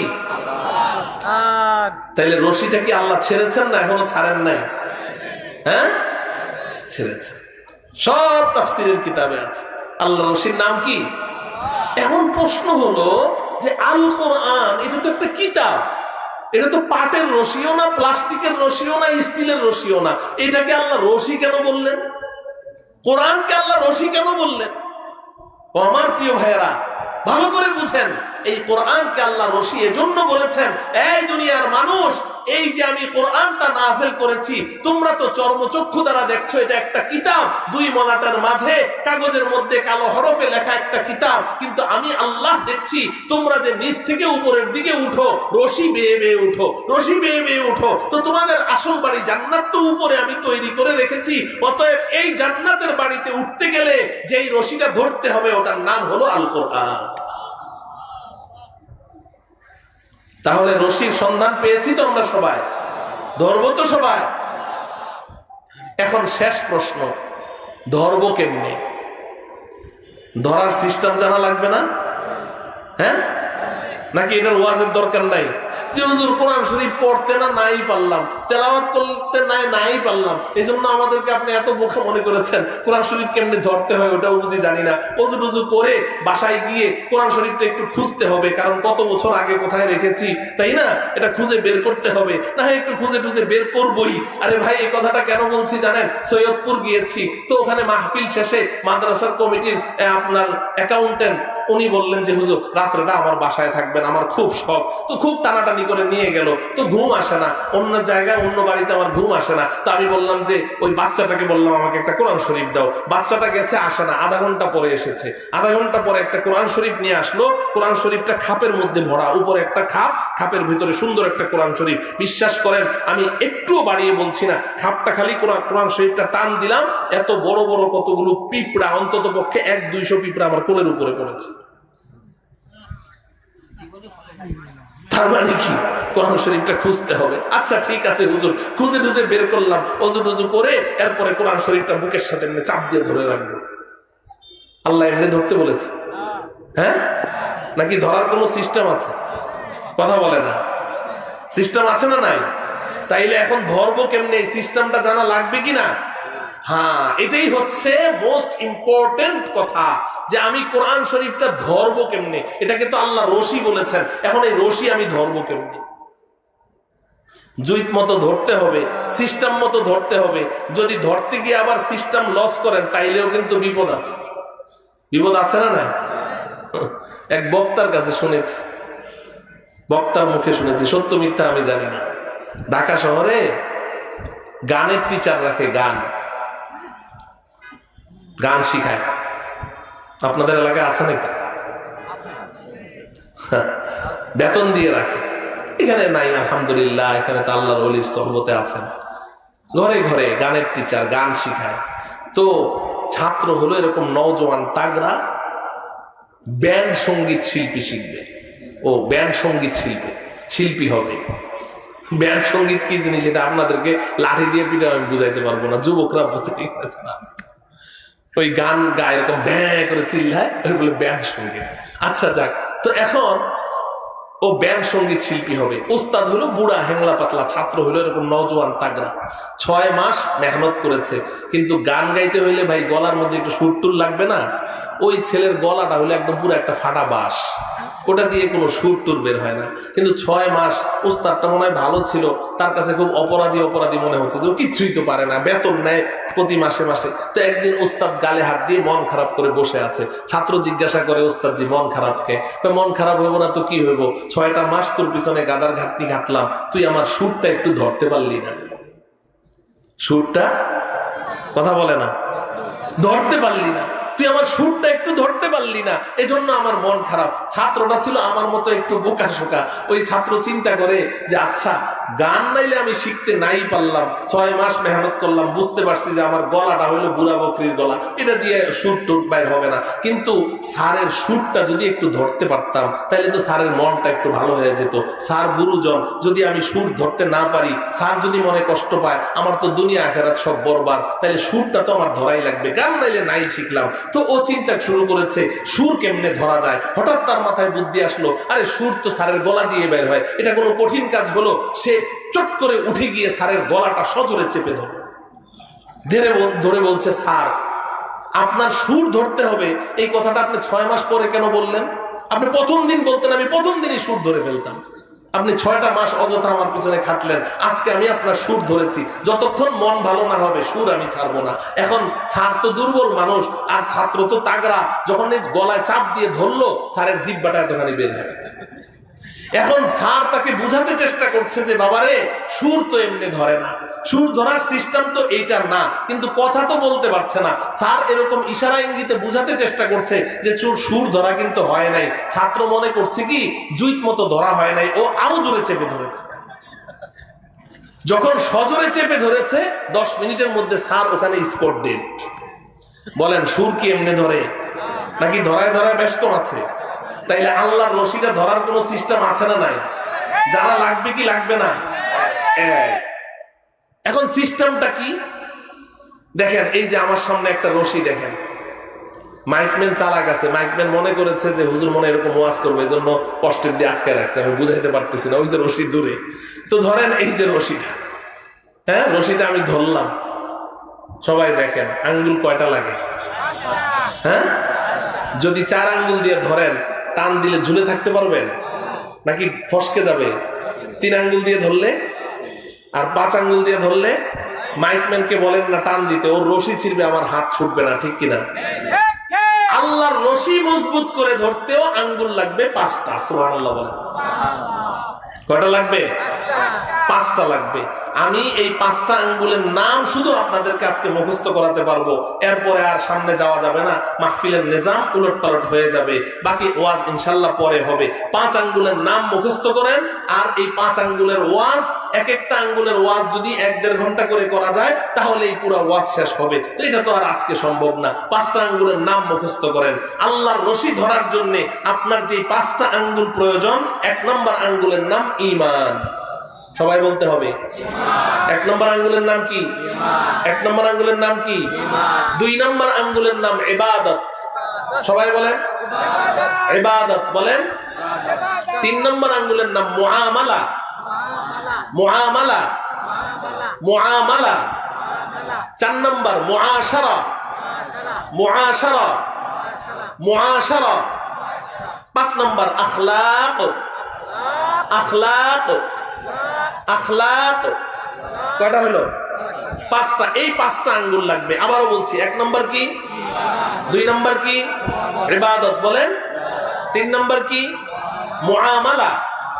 4 নম্বর কি? মুআশারা। 5 নম্বর কি? আখলাক। এই 5টা আঙ্গুল লাগবে। আপনারা উলামায়ে কেরামের সোহবত ইয়াফতা, আল্লাহ ওয়ালাদের সোহবত ইয়াফতা বুঝে ফেলেছেন, এই আঙ্গুল সেই আঙ্গুল নয়, রক্ত মাংসের আঙ্গুল নয়। মুহতারাম হাজিরিন, এই যে 5টা নাম আমি বলেছি, তার মানে হলো এই 5 সেক্টরে আপনাকে খাঁটি মুসলিম হতে হবে। শুধু ঈমানের ক্ষেত্রে নয়, ঈমানের ক্ষেত্রে খাঁটি মুসলিম হতে হবে, ইবাদতের ক্ষেত্রেও খাঁটি মুসলিম হতে হবে, মুআমালা লেনদেনের ক্ষেত্রেও খাঁটি মুসলিম হতে হবে, মুআশারা সামাজিক বিহাইভ কে কার সাথে কেমন ব্যবহার করবে, আচার ব্যবহারের ক্ষেত্রেও খাঁটি মুসলিম হতে হবে, আখলাক চরিত্রের ক্ষেত্রেও খাঁটি মুসলিম হতে হবে। অর্থাৎ ইসলামকে এই 5 ভাগে ভাগ করা হয়েছে, এই 5-এর বাইরে আর ইসলাম নাই।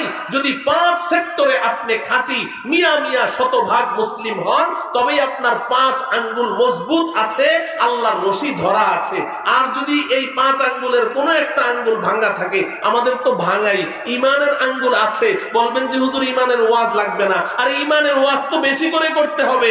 সারা জীবন ইমানের মেহনত করলাম, মানুষকে ইমানের দাওয়াত দিলাম, এরপরে টঙ্গী ইস্তেমার ময়দানে গিয়ে ইমানদার মুসলমানদের উপরে সন্ত্রাসী হামলা করলাম।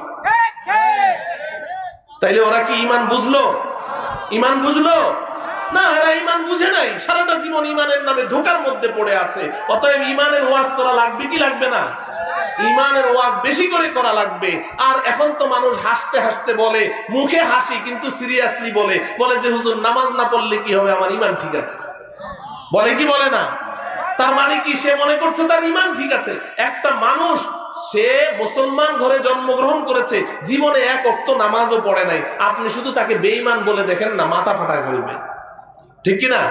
বেটা আমি নামাজ না পড়লে কি হবে, রোজা না রাখলে কি হবে, যাকাত না দিলে কি হবে, হজ না করলে কি হবে, জীবনে 1 টাকা দান না করলে কি হবে, মদ পান করলে কি হবে, জুয়া খেললে কি হবে, শরাব পান করলে কি হবে, জেনা করলে কি হবে, বেটা আমি ইমানদার, ঠিক কিনা? তাইলে ইমানের ব্যাপারে অধিকাংশ মুসলমানরা ধোকার মধ্যে পড়ে আছে। ইমানের ওয়াজ করা লাগবে কি লাগবে না? ইমান আমাদের আছে কিন্তু নড়বড়ে অবস্থা। 2 নম্বর আঙ্গুলের নাম কি? ইবাদত। বলেন তো, ইবাদতের মধ্যে সর্বপ্রথম এবং সবচাইতে মজবুত এবং ইবাদতের সবচাইতে শিকড় যে ইবাদত, ওটার নাম কি? নামাজ। নামাজ নামাজ as-salatu imaduddin, ইমানের খুঁটি, দ্বীনের খুঁটি হচ্ছে সালাত, নামাজ। এই নামাজ পড়ার জন্য কি লাগে? পবিত্রতা অর্জন করতে হয় কিনা? হ্যাঁ, ওযু ছাড়া নামাজ হয়? ওযু ছাড়া নামাজ হয়? আচ্ছা, নামাজ ভঙ্গের যে কারণ সমূহ, তার মধ্যে 1 নম্বর কারণটা কি? নামাজে কোরআন শরীফ। আমার কথা বুঝেন? তাহলে ওযু ছাড়াও নামাজ হয় না, কোরআন শরীফ অশুদ্ধ পড়লেও কি হয় না? আচ্ছা, ওযু ছাড়া আপনি জীবনে কয় ওয়াক্ত নামাজ পড়েছেন? পড়েছেন কি? 1 ওয়াক্ত নামাজও পড়েছেন? আমি যদি জিজ্ঞাসা করি কেন পড়েন নাই, আপনি বলবেন যে হুজুর ওযু ছাড়া নামাজ পড়ে লাভটা কি, ঠিক কি না? তো ওযু ছাড়া তো নামাজ হয় না। তাইলে ওযু ছাড়া নামাজ হয় না, এজন্য ওযু ছাড়া 1 ওয়াক্ত নামাজও পড়লেন না। তো আবার কোরআন শরীফ অশুদ্ধ পড়লেও তো নামাজ হয় না। 30 বছর থেকে নামাজ পড়ছেন, সূরা ফাতিহা তো শুদ্ধ নাই, আছে না নাই? তাহলে আপনি ওযু ছাড়া তো 1 ওয়াক্ত নামাজও পড়লেন না, তো কোরআন শরীফ অশুদ্ধ নিয়ে আপনি সারা জীবন যে নামাজ পড়ছেন, আপনার এই নামাজ কি শুদ্ধ হয়েছে? তো এটা আপনি চিন্তা করেন না কেন? কোরআন শরীফ শুদ্ধ করা লাগবে কি লাগবে না? হ্যাঁ, নামাজ ইবাদত, রোজা ইবাদত, যাকাত ইবাদত, হজ ইবাদত, কোরআন তেলাওয়াত ইবাদত, জিকির আজকার ইবাদত। ইবাদতের আঙ্গুল মজবুত করব তো ইনশাআল্লাহ। 3 নম্বর আঙ্গুলের নাম কি? মুআমালা। বলেন নাকি? মুআমালা মানে লেনদেন। লেনদেন। নামাজ পড়তে পড়তে কপাল ঘা করে ফেলেছে, বাজারে গিয়ে 2 নম্বর মাল বিক্রি করে, আছে না নাই? মিথ্যা কথা বলে ব্যবসা করে, আছে না নাই? মানুষের সম্পদ লুট করে, আছে না নাই? তাইলে মুআমালা ঠিক করতে হবে কিনা? নবীজি বলেছেন, মান গাশশা ফালাইসা মিন্না, ব্যবসা বাণিজ্য করতে গিয়ে যে কাস্টমারদের সাথে ধোঁকাবাজি করে, সে আমার উম্মত থেকে বহিষ্কার। 4 নম্বর আঙ্গুল কি? মুআশারা। মুআশারা মানে সামাজিকতা, ব্যবহার, কে কার সাথে কেমন ব্যবহার করবে, বড়কে শ্রদ্ধা করবে, ছোটকে স্নেহ করবে। নবীজি বলেন, মাল্লাম ইয়ারহাম সগীরানা ওয়া লাম ইউক্কির কাবীরানা ফালাইসা মিন্না, আমার উম্মতের যে ছোটকে স্নেহ করলো না, বড়কে শ্রদ্ধা করলো না, সে আমার উম্মত থেকে বহিষ্কার। মুআশারা ঠিক করব তো ইনশাআল্লাহ। আখলাক চরিত্র ঠিক করব তো ইনশাআল্লাহ।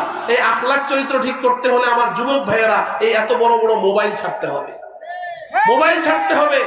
নাম সর্বস্ব যতটুকু আখলাক চরিত্র মুসলমানদের ছিল, ইহুদি খ্রিস্টানরা সব ধ্বংস করে দিয়েছে এই মোবাইল আবিষ্কার করে। এই মোবাইল যে কত শত শত পরিবারকে ভাঙছে, স্বামী স্ত্রী থেকে বিচ্ছিন্ন করছে, সন্তানদেরকে মা হারা করছে, আপনারা জানেন না। আমরা যারা ফতুয়ার কাজ করি না, আমরা জানি। আমাদের কাছে মানুষ এসে বলে, আরে 3 সন্তান আমার মুসল্লি, পান বিক্রি করে, কি সুন্দর চেহারা, তার 3টা সন্তান মাদ্রাসায় পড়ে, বড় ছেলেটা 16 পারা হাফেজ হয়ে গেছে, 3 সন্তানকে রেখে মা আরেক ছেলের হাত ধরে পালিয়ে গেছে। এই মোবাইলে কথা বলে, মোবাইলে কথা বলে। এই মোবাইল আমাদের সন্তানদের চরিত্রকে ধ্বংস করে দিয়েছে। আখলাককে ঠিক করব তো ইনশাআল্লাহ।